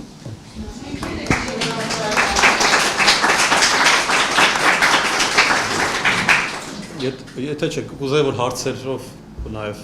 հիմա կարող եք մեկնաբանություններ անել, հարցեր տալ։ Կարելի է։ Ես Եթե անունն է նաեւ ձեր ասեք։ Հա, Արմեն Ադամյան Բևեռի աջակից սկզբում չնկատեցի, ասացիք ինչպես կարելի է ձեռք բերել գիրքը։ Գիրքը միայն վաճառքի է, մենք չունենք այդ գրքից։ Հա, գրախանութներից։ Գրախանութներում եւ on-line, հա։ Հա, եւ դուք ասացիք, որ նախագահի աշխատակազմում եք եղել պատերազմի տարիներին։ Այո։ Այս առաջարկները նախագահին կամ կառավարությանը ներկայացվել են եւ ուզում եմ հասկանալ նախ այն ժամ Արմեն Սարգսյանի ու կառավարության տեսակետները, առաջարկները եւ Հայաստանին արված առաջարկների հետ կապված որոշումների տարբերություններ եղել են, օրինակ Հունաստանի, Ֆրանսիայի աջակցության առաջարկին օրինակ նախագահը ընդունի եւ գիտենք որ վարչապետը չի ընդունել եւ բարդ հարց եք տալիս, ես այդքան իրավասու չեմ այդ հակագծեր բացել, ցավոք, քանի որ դա իմ իրավասության մեջ չի, ոնց պատասխանը որ համ ցես հարցի բավարար եմ համել այդպես չդառնա որ այսինքն ուզում եմ հասկանալ հակասություններ եղել են իհարկե եղել են այդ հակասությունները անդադար են եղել եւ հակասությունները անընդհատ եւ անձնապես ինձ հետ իրենց հետ այսինքն դա անընդհատ է եղել այս առաջարկները չէ այս առաջարկները ժամանակ չկան ես այդքան պետական համակարգը լավ չեմ մացել ժամանակ չէի կարող այս առաջարկները հետո մեր սահմանադրությամբ նախագահի աշխատակազմի նախագահական ինստիտուտը ընդհանրապես ինքը չունի որևէ լիազորություն ընդհանրապես քաղաքականությամբ զբաղվելու այլ հարց է որ անձնապես ինչ որ շփումներ կամ բաներ եղել են բայց գլոբալ առումով իրենց անընդհատ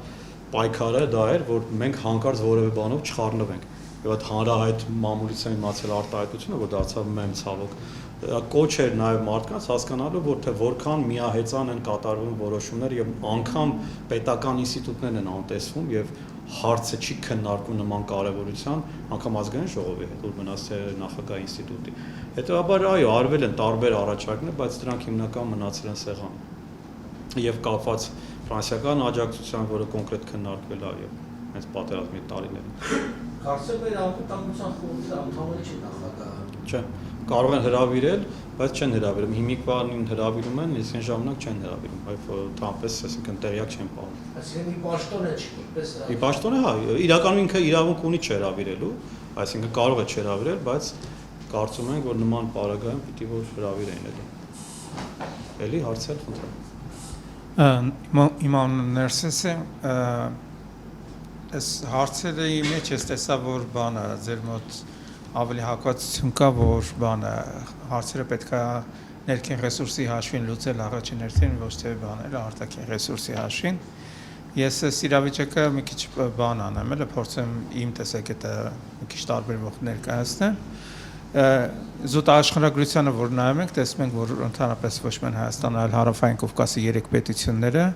բոլորն էլ գտնում են իրանցից կարգով ավելի մեծ խոշոր պետությունների Իրանի, Թուրքիայի, Ռուսաստանի արանքում։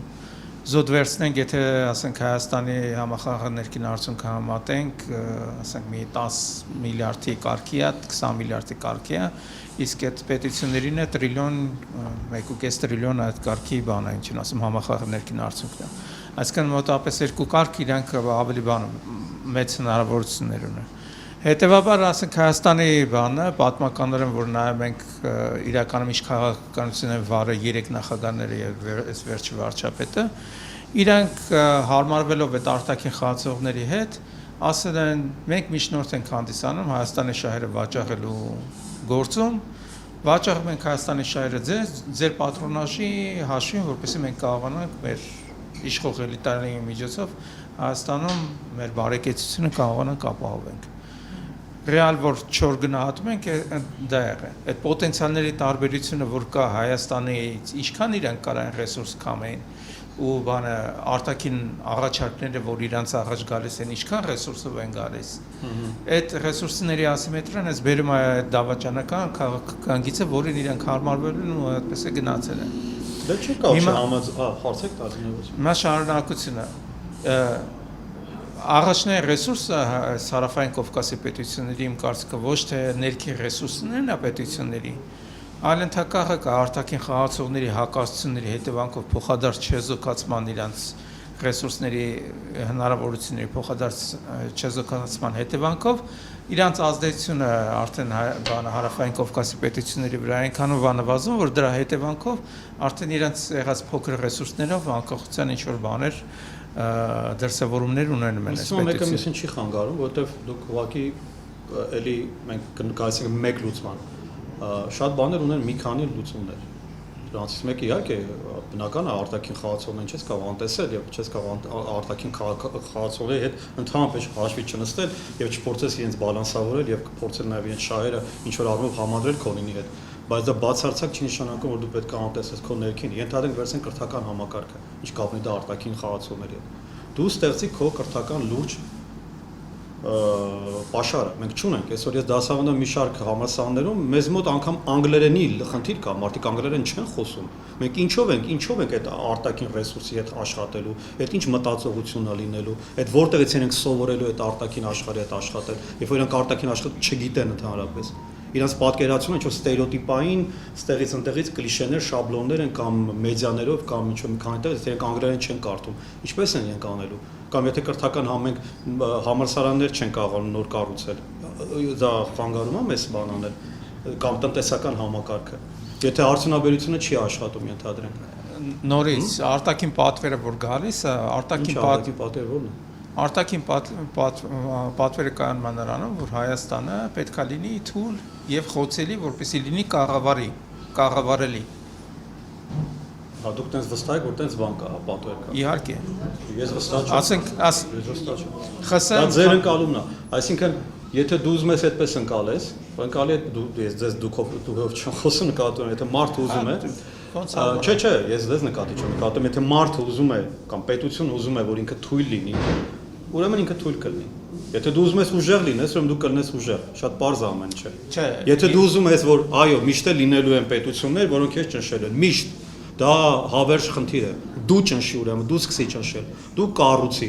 դու փորձի այնպիսի ճիշտ ազդեցություն պրոյեկտել, որ չկարողանան քո վրա նման ազդեցություն գործել։ Բայց սրա մասին ամբողջ այս գիրքը, որ իհարկե եթե դու նստես, սպասես, որ քո վրա պրոյեկտեն, այդ նույնն է ոնց է բիզնեսում ասես, գիտեք, կան լուրջ մրցակիցներ, իրենք ուզում են ճնշեն։ Իհարկե ուզում են ճնշեն։ Ձեր խնդիրն է դառնալ չեմպիոն։ Սրա մասին է խոսքը, դարձի չեմպիոն։ Հիմա հակառակ դեպքում այդ հարցին հաջորդին պատասխանեմ։ Ինչի ես այս հարցը բարձրացեցի, որովհետև դուք ասացիք իջու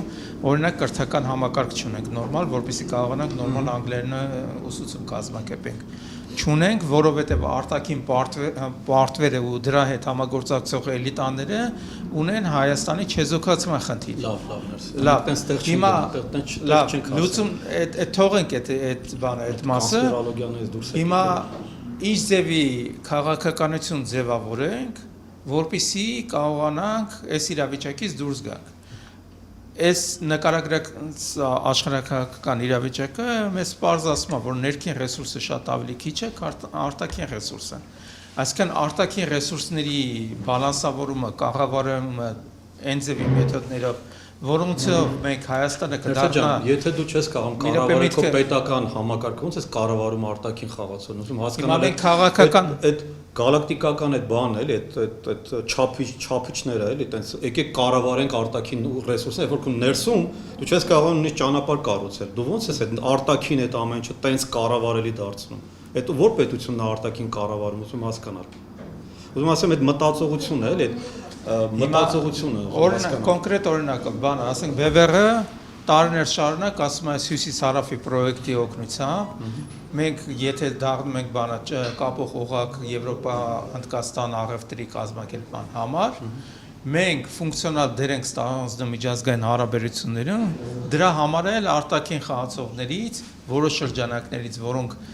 դրա հնարավորությունն ենք, ստանում ենք նաև անվտանգություն, զարգացման հնարավորություններ։ Դրանք կորելացված չեն, դա կարևոր բան է, բայց դրանք այդքան է կորելացված, այսինքն չի շփոթ եթե դու ունեցար դա անմիջապես բոլոր այդ բաները գալիս են։ Միևնույն անվտանգությունը դու ես ապահովելու։ Հասկանալի է։ Այդ մոտեցումը, որ ենթադրենք օրինակ եթե մենք այստեղ բացենք ամերիկյան գործարան, դա մեզ անվտանգություն կբերի։ Դա կորելացիայի խնդիր է, այդտեղ չկա կորելացիա։ Դա լավ բան է, շատ կարևոր բան, բայց այդտեղ կորելացիա չկա։ Այստեղ Մերսեսի ասածը կարծում եմ ավելի շատ նրա հետ է կապված, որ օրինակ Հնդկաստան, Իրան, Հայաստան, Վրաստան այդ երթուղին սկսի աշխատել, բայց դա հենց վառ օրինակն է, որ մենք դրանից կարող ենք օգտվել, եթե Արևմուտքն ու Իրանը հարաբերությունները բարելավեն, բայց մենք համարյա ազդեցություն դրա վրա չունենք, էլի։ Մենք չենք կարող նպաստել կամ խոչընդոտենք Իրան-Արևմուտք հարաբերություններին։ Մենք կարող է ուզենանք, մենք կարող է մոմ վառենք դրա համար, մենք կարող է ամերիկացիներին ականջին ոնց որ ասած նստենք էդի անընդհատ ասենք, իրանցիներին ասենք, բայց մեր ազդեցությունը խիստ սահմանափակ է, դա շատ կարևոր է այդ գլոբալ պրոյեկտների իրականացումը, շատ կարևոր է, դա առանց դա չէ քննարկում, իհարկե առանց դրա չի կարող Ադրբեջանի ֆիշկաներից մեկը հենց դա որ ինքը կարողանում է տարբեր այդպես գլոբալ պրոյեկտներ իրականացնել, օրինակ հենց այդ նույն միջին միջանցք կոչվածը, որը ինքը անդադ առաջ է տանում եւ մեծ գումարներ են դրա վրա դնում Ղազախստան, Չինաստան, կապելու համար։ Հենց սրանով է, հենց եւ կամ Բաքու, Թբիլիսի, Չեհյանը, որ իրանք արեցին եւ էլի տարբեր պրոյեկտներ կան, որոնք ցով են իրենք դարձել կարևոր խաղացող Ռուսաստանի համար, այսինքն ենթակառուցված են։ Բայց սա միայն, այսինքն իհարկե ոնց կարող դա չլինի, բայց չի լինի ասել, որ սա է ամենակարևորը։ Դրանք կարևոր, այսինքն անհրաժեշտ, բայց ոչ բավարար պայմաններ են ուժեղ պետություն կամ պետական համակարգ ունենալու համար։ Եթե դու չունես օրինակ լավ տնտեսագետ, ով այդ հաշվարկները անելու։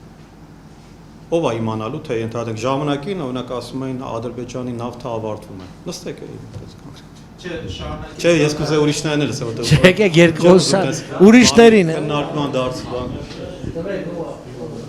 Հետո կխոսենք դուրս գանք։ Բարի, նախ շնորհակալություն, իրոք շնորհակալություն։ Արտահայտեցի ընդհանուր լոջայտակ մեկ սխալ բառ ասացի, որ վրեժ, բայց ոչ թե վրեժներ, այլ ցասումը, ըմբոստություն, ավելի շատ ըմբոստություն եւ գիտակցում, որ պետք է դու պայքարես։ Դա է նկատի ունեի, սխալ արտահայտվեցի դրա համար, այդպես ասեմ։ Ուղղակի շնորհակալություն եւ մեկ հարց։ Սինգապուրի մասին երբ ասացիք, Սինգապուրի ճգնաժամային գիտությունը ներդնելու մեջ մենք հայերս եւս ներդրում ենք ունեցել, խնդրում եմ ասեք, դուք այդ ամենը հաշվի եք առել տնտեսական ճգնաժամային Ցավոք մենք շատ բաներ չենք կարողացել ներառել զուտ ֆիզիկական տեղի համար, քանի որ պատճառով, որովհետեւ շնորհակալություն իհարկե հարցի եւ մեկնաբանության համար, դիտարկման համար, մենք շատ չենք ծավալվել պետությունների օրինակների վրա, այսինքն եթե ամեն պետությանը գրենք այնքան ինչքան որ Իսրայելի մասով, դու շատ երկար կներ, դրանք ուղղակի օրինակն են, թե իրենք ինչպես են իրենց հաղթահարել, որ նաև գրքում շատ ավելի հետաքրքիր է, քան ես եմ ներկայացնում հիմա, ընդդեմ չի ավելի համակարգված է, այստեղ ես մի փոքր եւ այստեղից ընդեղից եմ վերցնում, բայց Սինգապուրը շատ կարեւոր օրինակ է մեզ համար շատ։ Բայց այլ օրինակ ոմանք ասում են իրենք ծով ունեն, մենք ծով չունենք, իհարկե տարբեր են, իրենց առումով ավելի բան է, դա մշակույթների տարբերություն կա։ Խնդրեմ։ Շնորհակալություն, անունս Սուրեն է։ Ես կուզեի իմանալ համապարփակ անվտանգության ինստիտուտի չկայացման կամ Հայաստանում առհասարակ դրա բացակայության պատճառները, ինչ խոչընդոտներ եք դուք տեսնում, ինչ խոչընդոտներ են եղել, որ մենք ներկայապահին չունենք այդպիսի կայացած համակարգ, գուցե նաև արտաքին կան այդպիսի խոչընդոտներ, որոնք են դրանք։ Գիտեք, ես նույնիսկ պիտի գամ այդ արտաքինին, որտեղ շատ հաճախ եմ ես լսում։ Ես պետական համակարգում աշխատել եմ եւ պետական ինչ եմ դա ասում, քանի որ իրականում եթե ղեկավարությունը ցանկանում է ինչ-որ մի բան անել, խոչընդոտներ կան ոչ միայն Հայաստանում, ցանկացած փոքր հատկապես պետությունում ինչ-որ խանգարող հանգամանքներ անպայման կարող են լինել, բայց դա ընդհանրապես կյանքի գրված չգրված օրենքն է միշտ էլ ինչ որ մարդիկ քեզ խանգարելու են ինչ որ բան է դա չի նշանակում որ ամբողջ աշխարհը պատտվում է այդ կոնցեպտի շուրջ որ քեզ պարտադիր պիտի կամ թույլ տան կամ պիտի թույլ չտան ինչ որ բան անել խնդիրը հենց դրա մեջ է որ դու կարողանաս քո ցանկալի քեզ համար կարևոր բանը առաջ տանել եւ ես չեմ կարծում որ եթե մենք ուզենայինք մենակ այդպիսի ծրագիր կար ես կարող եմ փոքր փակագից բացել Հայաստանը փորձել առողջապահական համակարգի մեջ մեծ ներդրումներ անել X երկրից, ոչ Ռուսաստանից, ոչ եվրոպական երկրներից եւ ստեղծել մեր եղած բազայի վրա շատ լուրջ համակարգ, որտեղ կզարգանար եւ առողջապահական туриզմը եւ այլն, այսինքն հատկապես մեր եղած օրինակ Բելարուսը ինչքան է կարող դուք ծիծաղել միգուցե, բայց Բելարուսը կարողացել է նման բան անել, աշխարհի լավագույն տրանսպլանտացիոն կլինիկաները գտնվում են Բելարուսում, երբևէ կմտածեք դրա մասին։ Բայց դա քայլ է, կամ օրինակ ենթադրենք նույն Մինսկում գտնես հիմա չէ, հիմա շատ բան փոխվել է, փակվել է այնտեղ նորագույն տեխնոլոգիաների կամ տեղեկատվական տեխնոլոգիաների քաղաք մեծ տեխնոպարկ, որտեղ աշխարհի լավագույն ոչ ռուսական ընկերությունները ներկայացված են եղել։ Հիմա բոլորը գնացել են։ Ով է խանգարում մեզ էլ նման բաներ անել։ Ընդհանրապես դուք տեսել եք, որ ասենք թե նախաձեռնություններով մարդիկ հանդես գան ու պարտադիր երրորդ երկրներից արգել են, որ իրենք անեն, հնարավոր է, չեմ բացառում դա, բայց այդ ավելի շատ միֆ է, քան իրականություն։ Արա ինչ ուզում ես։ Իրականում շատ բաներ կարելի է նաև խորամանկ է, շատ բաներ կարելի է նաև այլ կերպ անել։ Ենթադրենք մեզ առաջարկեցին ֆրանսիացիները Զվարթնոց օդանավակայանը կապել Զորավար Անդրանիկի հետ։ Դա մի պրոյեկտ էր, որը մոտավորապես, ես հիմա չսխալվեմ, մոտավորապես եթե հիշողությունը չի դավաճան, 150 միլիոն եվրոյի ներդրման մասին խոսք, որը պետության համար մեծ գումար չէ։ Նման առաջարկ եղավ, որպեսզի մենք կարողանանք ի վերջո քաղաքակիրթ երկրների նման Զվարթնոցը կապել ոչ թե տաքսիներով, այլ կապել Երևանին գնացքով, գնաց պիտի աշխատել 500 դրամ պիտի ներ մի կողմը եւ ֆրանսիացիները պատրաստ են վերցնել իրենց վրա ամբողջ այդ օպերատորության աշխատանքները եւ ինչ է կարող, ինչ որ մեկը խանգարում էր դրա համար որ դա իրականանա, այսինքն ռուսները ձեր կարծիքով պիտի խանգարեն նման բան անել կամ ինչ որ մեկ ալ ասում։ Բացարձակապես, դրանք խնդրեմ բոլորը, հա, հիմա կարող եք ասել եւ ավելի մեծ ներդրումների դեպքում հնարավոր է, դա էլ արդեն քո մանևրականության, քո արդեն ինքնուրույնության, քո պայքարի, քո ինքնաբավության աստիճանից է։ Իհարկե, եթե դու քեզ պայես որպես 12 տարեկան, բնականաբար քեզ բոլոր մեծերը ասելու են ինչ անես, ինչ չանես։ Եթե դու չես հասունանում, բնականաբար որ քեզ անդադ գլխիդ բամփելու են եւ ասել սենց արա կամ սենց մի արա։ Հենց սրա մասին է խոսքը։ Դու հասունացի ու դու հասուն ձևով շփվի աշխարհի հետ։ Այն ինչ որ պարոն Պայպան ինչ որ ներսես հա ճիշտ է հիշում։ Ներսես ասում են ըստից դրա մասին է։ Լոբինգը կլինի, պրոյեկտներ առաջարկելը կլինի, ներդրումների վերջո առաջարկել կլինի։ Եթե դու չես ներդնում, եթե դու պատրաստ ես գումար ներդնել, դու երբեք ոչ մեկի համար լուրջ չես, օքեյ։ Ինչքան ուզում ես դու քեզ համարի ամենախելացի, ամենաաշխատասեր, ամենահին քրիստոնյան եւ այլ, դա գրեթե էական նշանակություն չունի, եթե դու պատրաստ ես գումարներ ներդնել։ Այսինքն ուզում ես հիմա պրոյեկտներից խոսենք, բայց որևէ գումար, ոչ մի կոպեկ ես չդնեմ, չդնեմ սեղան, ասել եմ իմ կողմից, ենթադրենք մենք այս հատվածը սարքում ենք ինքներս։ Այն մնացածը դուք սարքեք, այն մնացածը ենթադրենք վրացիք կսարքենք։ Բայց ո՞նց եղավ որ հյուսիս-հարավը մինչև հիմա կառուցված չի։ Այդ ո՞նց եղավ որ։ Բայց դու եթե չես կառուցում երկաթգիծ, ո՞նց ես ուզում կապել այդ երկու կետերը իրար, հա? Ճաբաներով, բեռնատարներով, ում է հետաքրքիր բեռնատարներով կապելը։ Շատ լավ, շնորհակալություն պատասխանի համար։ Դուք նշեցիք ռուսների գործոնը, հիմա ռուսների գործոնի մասին, ռուսական ազդեցության մասին մի փոքրիկ դրվագ ասեմ, Գույք պարկի դիմաց ծրագիրը տապալեց եւ շատ այլ նմանատիպ գործողություններ տապալեցին համապարփակ անվտանգության ինստիտուտի կայացումը Հայաստանում։ Այն որ պիտի կայանար, այդ պահին, երբ որ մենք չունենք արդեն այդ համապատասխան տնտեսական, գիտական, ինչ որ ստրուկտուրաները մենք չենք ուղղակի չէր կարող կայանալ։ Բացի դրանից նաև շատ մարդիկ, ովքեր պիտի կարողանային դա իրականացնել, նաև այդ դեպքում արտաքին ազդեցությամբ այդ մարդիկ կամ ֆիզիկապես կամ հոգեպես ճնշվեցին, մեկուսացվեցին։ Այսինքն եթե մենք բացառում ենք, լիակատար բացառում ենք արտաքին ազդեցությունը տվյալ պետության մեջ համապարփակ անվտանգության ինստիտուտի կայացմանը, դա իմ կարծիքով սխալ է եւ համեմատության համար, որ Իսրայելի կայացած պետական աշինությանը համեմատենք Հայաստանի հետ, այստեղ ճիշտ է, կային նմանություններ, սկզբնական հոլոկոստ ապրեցինք եւ այլն, մենք էլ ցեղասպանություն ապրեցինք, բայց այնտեղ նրանց օգնեցին, որպեսզի կայանա։ Վստահ եք, Այո, ոչ մեկ չօգնեց, ինքնուրույն կայացան։ 70-ականներից են նոր միայն Միացյալ Նահանգները առաջին օգնություն ցույց տվել 70-ականներից, այսինքն մինչդեռ դրանից առաջ Միացյալ Նահանգները նույնիսկ բլոկ էր անում Իսրայելին։ Իսկ մեր մոտ հակառակ process-ը տեղի ունեցավ, մեր մոտ գլխատեցին։ Ինձ թվում է դուք ինձ ճիշտ չեք հասկանում։ Ես չգիտեմ ինչ եմ, ես շատ հաճախ եմ հայկական միջավայրում ընկալումների ինչ-որ մի տեսակ բան եմ տեսնում։ Ասում ես մի բան, բայց ընկալվում է այլ բան։ Միգուցե ես եմ սխալ ասում։ Իմ ամբողջ ասածը հենց դա է, որ մենք այո կախվածություններ ունենք, բայց ինչի մասն է ամբողջ գիրքը։ Բայց ամբողջ այս գիրքը դրա մասն է, որ մենք ունենք այդ կախվածությունները, դրանք խոցելիություններ են կոչվում։ Քո խոցելի տեղերն են տնտեսությունը, ռազմական ոլորտը, այսինքն դրանք բոլորը պիտի կարողանաս ինքնաբավ դարձնել։ Ամբողջ այս գրքի իմաստը հենց դա է, որ ոնց անել, որ այդ ասած պարտքուրքի դիմաց այլևս չաշխատի, այլևս քո ղեկավարները կարիք չունենան նման քայլերի գնալու, այլևս այնպես չլինի, որ իրանց վրա այնքան ճնշեն, իրանք անձնական կամ չգիտեմ այլ նկատառումներով փորձեն գնալ այդ ճանապարհով։ Խոսքը բա դրա մասին, այսինքն ստեղծել ֆունկցիոնալ պետություն, ստեղծել պաշտպանունակ պետություն, մրցունակ պետություն, ժամանակակից։ Դուք երբևէ լսում եք արդիականացման մասին։ Ամբողջ աշխարհը խոսում է արդիականացումից, արդիականացում։ Հասկանում եք, արդիականացում, որ պետական համակարգը, թամպես բոլոր համակարգերը սկսեն ժամանակակից ստանդարտներով գնալ։ Խոսքը սրա մասն է, ոչ թե որ ես ասացի, որ մենք կախվածություններ չունենք ու որ ռուսները չեն կարող ազդեցություն պրոյեկտել, ընդհակառակը, բա խոսքը դրա մասին է, որ այնքան են պրոյեկտել, որ դու արդեն չես կարողանում նույնիսկ մտածել, որ առանց իրանց կամ առանց X պետության կարող ես ինչ-որ մի բան անել։ Բայց սրա մասին է խոսքը։ Հայաստանը գաղութացված վիճակում է Եվ շարունակում է ինքը մտածողություն ինչի են դա շեշտում, որ այդ մտածողությունը պետք է հաղթահարվի, որ քեզ չեն գալու օգնեն, Իսրայելին օգնել են, ով ձեզ ասեց, որ օգնել են Իսրայելին։ Դա էլի հերթական միֆերից մեկն է, գնացեք կարդացեք Իսրայելի մասին։ Քեզ էլ լավ բան չանենք, էլի։ Իսրայելին եւ մնացած վրացիներն են օգնել, ենթադրենք, եւ էստոնացիներն են օգնել։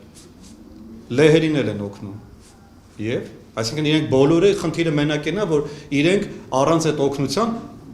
բան պետություններ են, գոյություն չունեն, բայց հենց որ օգնում են, իրենք դառնում են լուրջ պետություններ։ Իհարկե օգնությունը կարևոր է, ամբողջ մի գլուխ մենք նվիրել ենք ռազմական դաշինքներին։ Բա ոնց կարա պետությունը 21-րդ դարում առանց ընկերների կամ առանց դաշնակիցների ինչ-որ մի բանի հասնել։ Բայց այդ ինչ շանք որ եթե դու ոչ դուք կշփվեք մեկի հետ, որը ենթադրենք փողոցում մուրում է ու ոչ մի բան չունի, որևէ ձևի ինքը որևէ լավ փողոցում թողնենք մի կողմ։ Մարդ, որը որևէ բանի չի հասել այս կյանքում։ Դուք իր հետ ավելի շատ ընկերություն կանեք, թե մարդ, որը ենթադրենք շատ բաների է հասել։ Ում եք օգնելու ավելի շատ, ում եք ավելի շատ կարևորություն տալու։ Հա կարող եք մի անգամ փող տալ, ասել լավ գնա, քո համար ենթադրենք բան արա։ Դե տենց էլ արել են 30 տարի, մեզ են նախկինում էլ են ասում, ինչ վատ է, որ ամերիկացիները մեզ փող են տալի։ Այս պետությունը մենակ զբաղված է եղել փող վերցնելով։ Դա են հասկացել օգնություն եւ օժանդակություն։ Ես չեմ ուզում այդպես։ Նշանակում է յուրաքանչյուր է այստեղ նստած իր անելիքը ունի, չէ։ Ոչ թե ով է մեզ համար լավը կամ հրեաներին լավ ենթադրենք հրեաներին օգնեն ամերիկացի, օքեյ։ Մեզ չեն օգնում, հետո գնանք մեռնենք ուրեմն։ Էսա հա նպատակ։ Այսինքն եթե նախ երեմ ասում չեն օգնի, դա միֆ է։ Գնացեք կարդացեք, այնքան խնդիրներ կա հրեաների եւ ամերիկացիների միջեւ։ Բայց դա էլի մեր ու ռուսական բանն է, որ գիտեք հրեաները հրեա են դարձել, այսինքն ընդունում են, որ իրանք ինչ-որ բանի հասել, որովհետեւ իրենց ամերիկացիները օգնել են, այսինքն իրենք ոչ մեկ են, իրենց հենց որ օգնում են, անմիջապես իրենք դառնում են լուրջ պետություն։ Այդ մարդիկ ուզեցել են դառնալ լուրջ պետություն, ընտրել են ամերիկացիները որպես գործընկեր։ Դու էլ փորձի դառնալ լուրջ պետություն, ընտրի քեզ համար լավ գործընկեր, որին կհամոզես, որ քո ու իր շահերը համադրելի են, կարող են օգուտ ունենալ մեկը մյուսից, այն ժամանակ քեզ է միգուցե կօգնեն։ Բայց մենք այսօրով այս կառավարությունով ոչ մի դերասան այլ ընդրանքը փոխել չեք կարող։ Սա մեծագույն մեր խնդիրն է, որը ամենակարևորն է։ Մենք հիմա դրա ելքը պիտի գտնենք։ Իհարկե, դա ընտրություններ ունենք 26 թվին։ Չէ, գնացեք չենք կարող մենք խուսափել, ասենք քաղաքականությունից, ասենք որ այս կա, ընդրանք կա, համապարփակ անվտանգության մասին խոսել, բայց ամենակարևորը հենց տեղից պիտի սկսենք։ Դա սա ի վերջո գիրք է, մենք հենց դրա մեր այս վիճակը ինչ է, բոլորը շատ վատ։ ահա որ ներվային վիճակի Եթե մենք եթե լավ լինենք, այս գիրքը կարիք չէ լինի։ Ես դա հասկանում եմ, բայց պիտի մենք գտնենք, հավաքվել են ստեղ փեդացի մարդիկ, հենց այդ ելքը, թե ոնց անենք, որ կարողանանք փոխել այդ կմախքը։ Պարոն Պարկանին խնդրեք, ինձ ևս մի անգամ հրավիրեք, ոչ արդեն որպես գրքի հեղինակ, որպես այլ թեմա բանախոս, սիրով քաղաքականությունից խոսենք։ Մեծ սիրով։ Բայց հասցնենք, որովհետև մենք ինձ թվում է, ես նույնիսկ վախենում եմ ամեն առավոտից եւ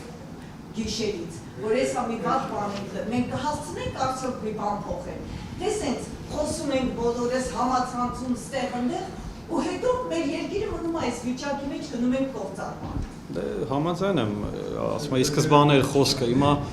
առանց խոսքի ոչինչ չի լինում, առանց խոսքի չի լինում, բայց մենք կարողությունների խնդիր ունենք հասկանալու ինչ պետք է անել, ես համաձայն եմ ձեզ հետ։ Համաձայն եմ, ես կուզեի որ շատ կան, բայց ես զարմանում եմ այդ խելացի մարդիկ ինչու չեն մեկ դառնում, որ փոխենք այս ամենը։ Չեմ կարող ասել։ Շատ ցավալի հարցեր կա քննարկելու, խնդրում եմ կազմակերպեք, հավաքվենք, արդեն շոշափենք այդ կողմերը, որը ամենակարևորն է, թե չէ սենց այս ուտոպիայով մենք ոչինչի չենք հասնի, կկործանվենք ազգում։ Ես չէի ասել, հերաների օրինակ եք վերում 2500 տավացարակով մարդիկ այսօր պետություն ունեն։ Սա էլ է գող։ Օրինակ ոչ մեկին պիտի չվերենք, Օրինակ չեմ վերում, ես մեր հիմքի վրա։ Չէ, ես Վահե Գասպարյան, ես կարծում եմ, որ ստեղ ավելի շատ խնդիրը ոչ թե օգնելու, այլ չխանգարելու մեջն է։ Հрьяաների բախտը բերեց, որ նրանք հարավային Կովկասում չեն եւ Ռուսաստան հարևան չունեն։ Այլապես նրանց երկրի հիմնադիրը ոչ թե Բեն-Գուրիոնը կլներ, այլ Բեն Տեր-Պետրոսյանը ներդրված KGB-ի կողմից։ Ես ամենայն անկեղծությամբ եմ ասում։ Նրանց բախտը բերեց, որ նրանք ունեին Բեն-Գուրիոն, Մոշե Դայան եւ այն տիկնոջ անունը մոռացա։ Գոլդա Մեիր։ Մոշե Դայանը մի անգամ ասեց, մեզ ամերիկացիները առաջարկում էին զենք, փող եւ խորհուրդ, մենք վերցնում էինք զենքը, փողը մերժելով խորհուրդը։ Բեն-Գուրիոն իրանք մենակի հոգեբանությամբ, միայնակ վճռականի հոգեբանությամբ, այո, առանց որևէ օգնության կռվեցին, պայքարեցին, հաղթեցին, ստեղծեցին պետություն։ Միայնակ վճռականի հոգեբանությամբ մենք Սարդարաբադում հաղթեցինք, ստեղծեցինք պետություն։ Եվ ունեինք Բեն-Գուրիոնի, Մոշե Դայանի կալիբրի հիմնադիր հայրեր, որոնցից մեկը ցավոք սրտի տիֆից մահացավ, մյուսներին գնդակահարեցին ագրեսիայի հետևանքով։ 91 թվականին մենք վճռական մենակի հոգեբանությամբ հաղթեցինք, բայց KGB-ի կողմից ներդրված Տեր-Պետրոսյանը, ավակ լեյտենանտ, Պահեստազորի սպա, գրեց անկախության հռչակագիր եւ 94 թվականին Բիշկեկում ստորագրեց զինադադար կապիտուլյացիայի փոխարեն, որտեղ է այստեղ հայ ժողովրդի մեղքը։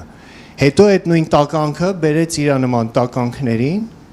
որոնք էստաֆետը շարունակեցին։ Մնացած բոլորին, ովքեր պետական մտածելակերպ ուներ, ոչնչացրեցին։ Բայց եկան մտածում եք, ես այդ քանը չգիտեմ։ Չէ, ես ուղղակի ասում եմ, որ իմանալով հանդերձ փորձում ենք հասկանալ թե ինչ պետք է անել։ Հիմա ես գալիս եմ դեռ, դուք բերեցիք Լուկաշենկոյի օրինակը,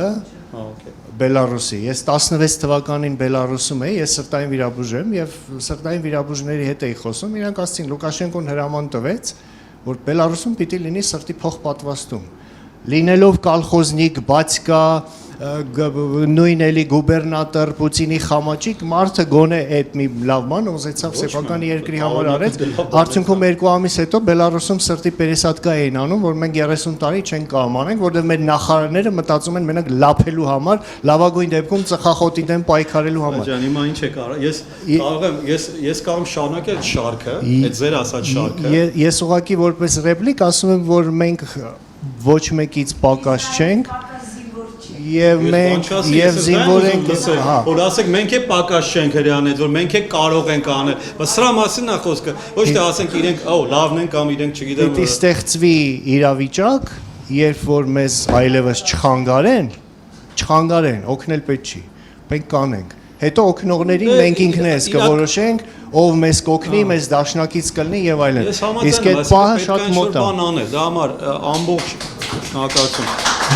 Ես ասեմ Սինգապուրում մի տարի աշխատել եմ, Սինգապուրը կարծում եմ մեզ համար շատ ավելի լավ օրինակ է, քան Իսրայելը, որովհետև ոնց որ Չերչիլն էր ասում, ժողովրդավարությունը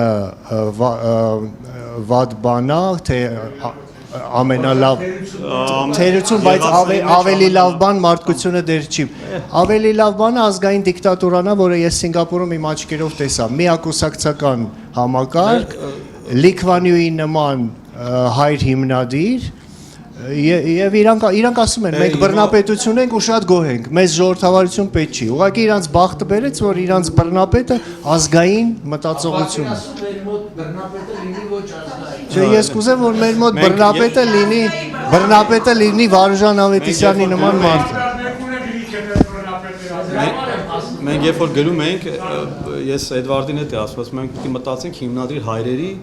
պրիզմայով, երբ որ գրենք այս բանը, նայենք, որտեվ իրականում այն ինչ որ մենք ասում ենք, դա պետք է արվեր 90-ականներին։ Հիմա շատ դժվար է, իհարկե գործող, դու բժիշկ եք, այդ նույնը ոնց որ սիրտը շատ դժվար է վիրահատել, երբ որ ինքը աշխատում է, ինչքան բարդ է կամ նույն մեքենայի շարժիչը փորձես նորոգել առանց մեքենան կանգնեցնելու, դա շատ գրեթե անհնար process է։ 90-ականներին մեզ թույլ չտվեցին։ Ես այն օրը այդ Դեն Ռասիի կոչված այդ զարմար օրը իրանց հաղորդումներ, այն Մեձինսկին էր խոսում, ես գիտեի, հետո որ մոռացել էի, ասեց, ես նոր, ուրեմն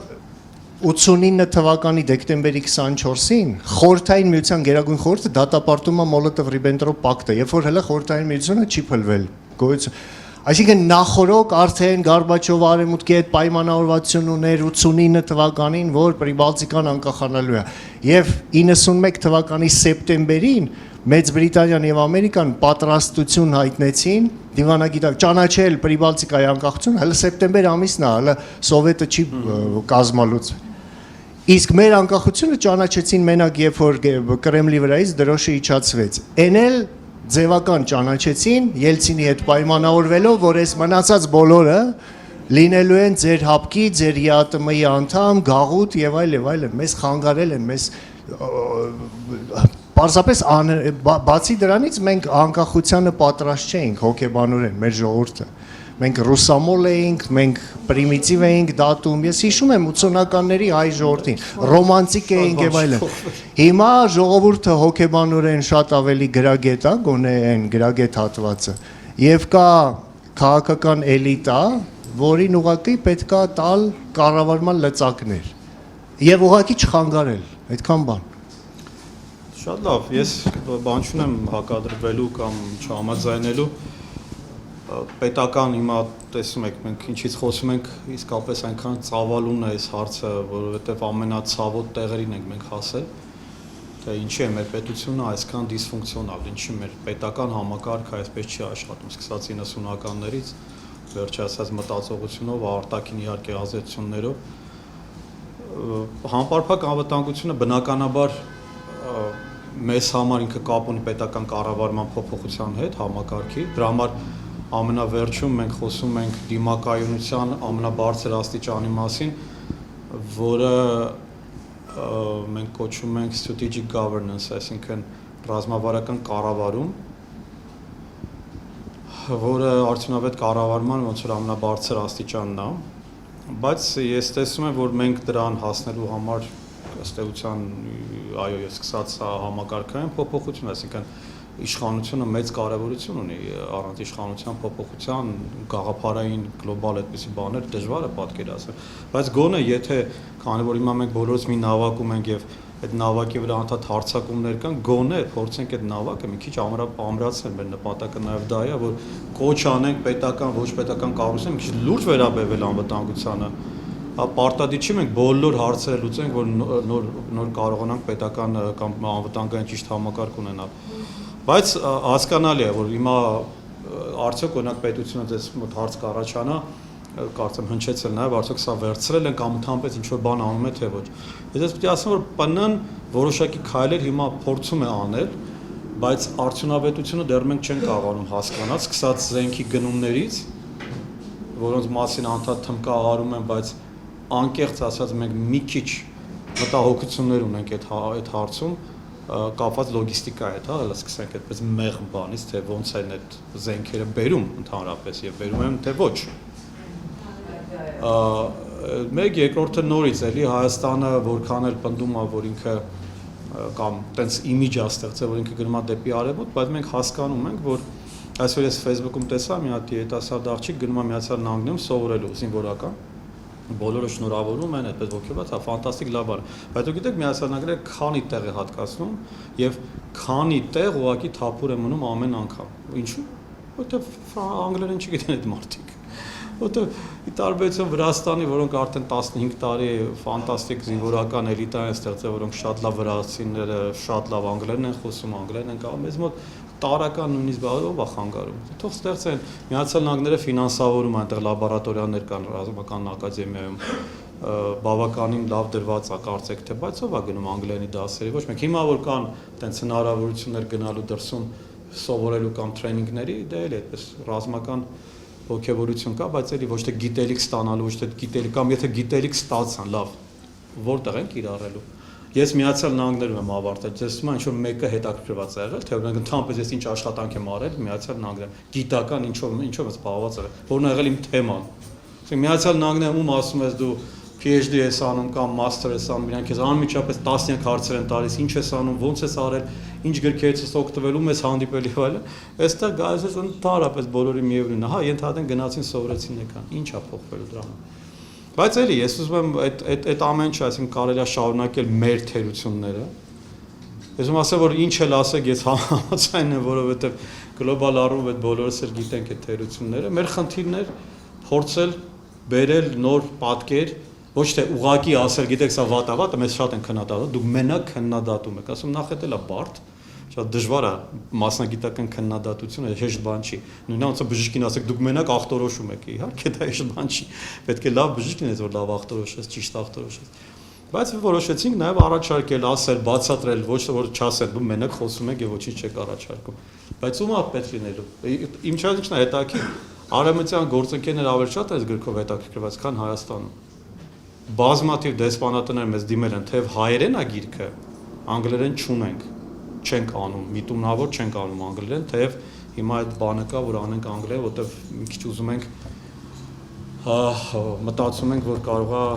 բացասական ինչ-որ բաներ, բայց ես կողմնակից եմ թարգմանությանը։ Մեր գործընկերները արևմուտքից շատ ավելի են այս գիրքը ուզում, քան տեղական կառույցները, որոնք որ առաջին իրանք հետաքրքրված են։ Կարելի է հարց տալ, ուրեմն Կարեն Պապոյան, ուրեմն օրինակ դուք Իսրայելի օրինակը ցույց տվեցիք, չէ, բայց օրինակ կա նաև սեկտոր Գազա եւ ինչքան կարող է օրինակ համապարփակ անվտանգության հիմքում լինի արյունախումբ, ֆանատիկ եւ միլիտարիստիկ հասարակությունը։ Որ հрьяաներն են միլիտարիստիկ, օրինակ սեկտոր Գազայի ժողովուրդը Սեկտոր Գազան պաղեստինցիներն են։ Ես նկատում եմ իրանց հաջողությունները Իսրայելի դեմ պայքարում, իրանց հասարակության դժվար։ Ես ինչա՞ց ասեմ, որ ես Պաղեստինել մտա, ինչքան էլ ես նկատում եմ մանկուց իրանք բանը ոնց որ իրանք պատրաստվում են դրան։ Այդ երեք հիմք։ Դե Իրանն էլ պակաս նախում ֆանատիկներ չեն, ոչ իհարկե ժողովուրդը, ինչքան իշխանությունները, բայց դե դա բարդ էգզիստենցիալ հարց է Իսրայելի համար եւ ի վերջո 23 թվականի հոկտեմբեր շատերը մոռանում են որ այս պատմությունների, այսինքն հрьяաների այս պատմությունների վերջին ալիք եղավ հոկտեմբերի 7-ին 23 թվականին, որտեղ 1000 քանի հոգի մարդ սպանեցին պաղեստինցիները։ Դե դա նույն Պաղեստինի մասերն են դրանք։ Արևմտյան ափնա սեկտոր Գազանա, այնտեղ էլի մասեր կան, այնտեղ Երիքովն է, Երուսաղեմի մի քիչ մասը, հա, Բեթխեհեմը, Պաղեստինյան հատվածում։ Շատ դժվար է, ես իրանց չեմ նախանձում, երբեք հрьяաներին չեմ նախանձում, որտեղ իրենք անդադար ապրում են, գիտեք, այնտեղ անընդհատ ամենտեղ, որ մտնում եք հյուրանոց, ես ասում եմ, այնտեղ ապաստարանն է, եթե հանկարծ բան լինի, պետք է մտնես այնտեղ։ Անընդհատ անընդհատ ապաստարաններ, անընդհատ բան, պետք է պատրաստ են ամեն վարքյան գրողների, բայց իրանք վստահ են, իրենք ամենակարևոր բանը, իրանք վստահում են պետական համակարգին, դա շատ կարևոր է, մի բան, որ մենք ընդհանրապես արդեն օբյեկտիվ պատճառներով չենք վստահում, շատ ուժեղ վստահությունի բանակը, շատ կարևոր է, մենք էլ դա կարծեք կորցնում ենք կամաց-կամա, թե բանակի ռեյտինգը բավականին դեռ մնում է բարձր, Պաղեստինցիները իրենք էլ, գիտեք, իրենք էլ իրանց ընկալում ունեն աշխարհի, սա է միջազգային հարաբերությունների բարդությունը, որտեղ դու ունես երկու ճշմարտություն, երբեք չկա մեկ ճշմարտություն։ Երբեք գոյություն չունի միջազգային հարաբերությունում մեկ ճշմարտություն։ Նույն հարցին երկու տարբեր մոտեցում, 3, 4, 5 տարբեր մոտեցում, եւ յուրաքանչյուրը իր կողմից ճիշտ է լինելու։ Դա համար այդտեղ չկա, դու ապացուցես, որ դու ճիշտ ես, չես կարող։ Դու պետքա պաշտպանես քո ճիշտ լինելու իրավունքը, ոչ թե ապացուցես զուտ ուղղակի բացատրելով։ Տեսեք, ժամանակին մենք այսպես ասած հաղթած էինք, բոլորը համարում են, որ Ադրբեջանը այլևս որևէ իրավասություն չունի Արցախի վրա, Արցախը այլևս կորսված է, անգամ Ադրբեջանն էր, կարծեք թե համաձայնում դրան։ Հանկարծ ամեն շուռ եկա պարզում է 30 տարի բոլորը համարել են, որ Արցախը միշտ եղել է Ադրբեջանի կազմում։ Հետաքրքիր է, չասում եմ, բա Մինսկի խումբը ինչի համար է, դե դա ուղղակի։ Սա միջազգային հարաբերությունների դաժան կողմն է, որ ցավոք դեռևս ուժի գործոնը չի դադարում լինել որոշիչ, բայց ուժը ամբողջ հենց մեր ասածը սա է, որ միայն ռազմականը չի։ Եթե դու միայն, օրինակ, եթե դու ուզում ես ունենալ ուժեղ բանակ, դու պետք է ունենաս նաև ուժեղ տնտեսություն, որը պիտի չլինի կախված, ընդհանրենք էներգետիկ կախվածությունը մեր մոտ 100%-անոց է, չէ, դրսից, ռուսներից։ Բայց մենք օրինակ չենք կարող արևային էներգիա զարգացնել կամ կարող ենք, ով է խանգարում։ Այնպես որ ամեն ինչը չի, որ այդպես միանշանակ կարելի է տեսնել, որ էսա խնդիրները շատ են, մենակ մնում է ցանկություն լուծելու, մենք տենց ենք տեսնում, այսինքն ինչպես եւ մեր կյանքում մենք շատ բոլորս խնդիրներ ենք ունենում, բայց յուրաքանչյուրս փորձում է այդ խնդիրները լուծում տա, դուք պատկերացնում եք, դուք ձեր կյանքում չլուծեք ձեր խնդիրները, ձեր երեխաները, просто նստեք, սպասեք, ասենք թե ինչու մեկը պետքա գա ձեզ օգնի կամ փորձեք հասկանալ թե ինչն է պատճառ եղել, որ 30 տարի առաջ ընդհանրենք ձեր պապը կամ ինչ-որ բանը սխալ բան արել, հա հասկացանք, օքեյ, բայց դուք խնդիր ունեք լուծելու, ձեր երեխայի խնդիր է։ Հիմա մեր խնդիրն է անվտանգություն ապահովել։ Ով է խանգարում, եկեք հասկանանք, քարտեզագրենք, ասենք սա x, y, հա, այդպես փորձենք մաթեմատիկական վերլուծության ենթարկել, բանաձևի վերածել, ոչ թե էմոցիայի։ Ամբողջ ասած դա է, երբ որ ասում ես հոլոկոստի խնդիրը դա է, որ ռացիոնալիզացիայի խնդիր կա։ Ոչ թե համաձայն եմ հрьяաների հետ կամ չգիտեմ համակրում հрьяան բացարձակապես, այս օրինակ եմ ցույց տալիս, թե ինչպես կարելի է դաժան արհավիրքը ռացիոնալիզացնել, որ այլևս երբեք սկզբունքը, որը մենք օգտագործում ենք այդ մանուշակի ծաղիկներ բանանելով, դառնա բանաձև մարդ վարելու ռազմավարություն դառնա, ոչ թե էմոցիա դառնա։ Սրա մասին է խոսքը, այսինքն ինձ համար հրավերները օրինակ են ռացիոնալիզացիայի, ոչ թե ընդօրինակման, այլ թե ինչպես են իրենք ռացիոնալիզացնում զգացմունքը։ Ոնց են կարողանում այդ տրանսֆորմացիան ապահովել մտքի մեջ։ Երբ որ ես իրենց հարցում եմ, ասում իսկ դուք ո՞նց եք անում, որ բանակի հանդեպ վստահությունը շարունակվում մնա, դուք քարոզչություն տանում եք թե ոչ։ Ասում իհարկե, բայց դա այնքան աննկատ են անում։ Անդադար կա պետական քարոզչություն բանակի արժեքների, հрьяաների ունիկալության, աստվածընտրյալ լինելու, սուրբ եւ այլն եւ այլն եւ այլն եւ այլն։ Մեզ ինչն է խանգարում, բացի մենք ինքներս մեր միֆերին, որ մենք ինքներս մեր միֆերը ստեղծում ենք եւ հետո փորձում ենք բոլորին համոզել, որ ընդհանրենք Երևանը Հռոմից հին է եւ ուրախանում ենք, երբ որ ինչ-որ մեկը ընդունում է դա։ Okay։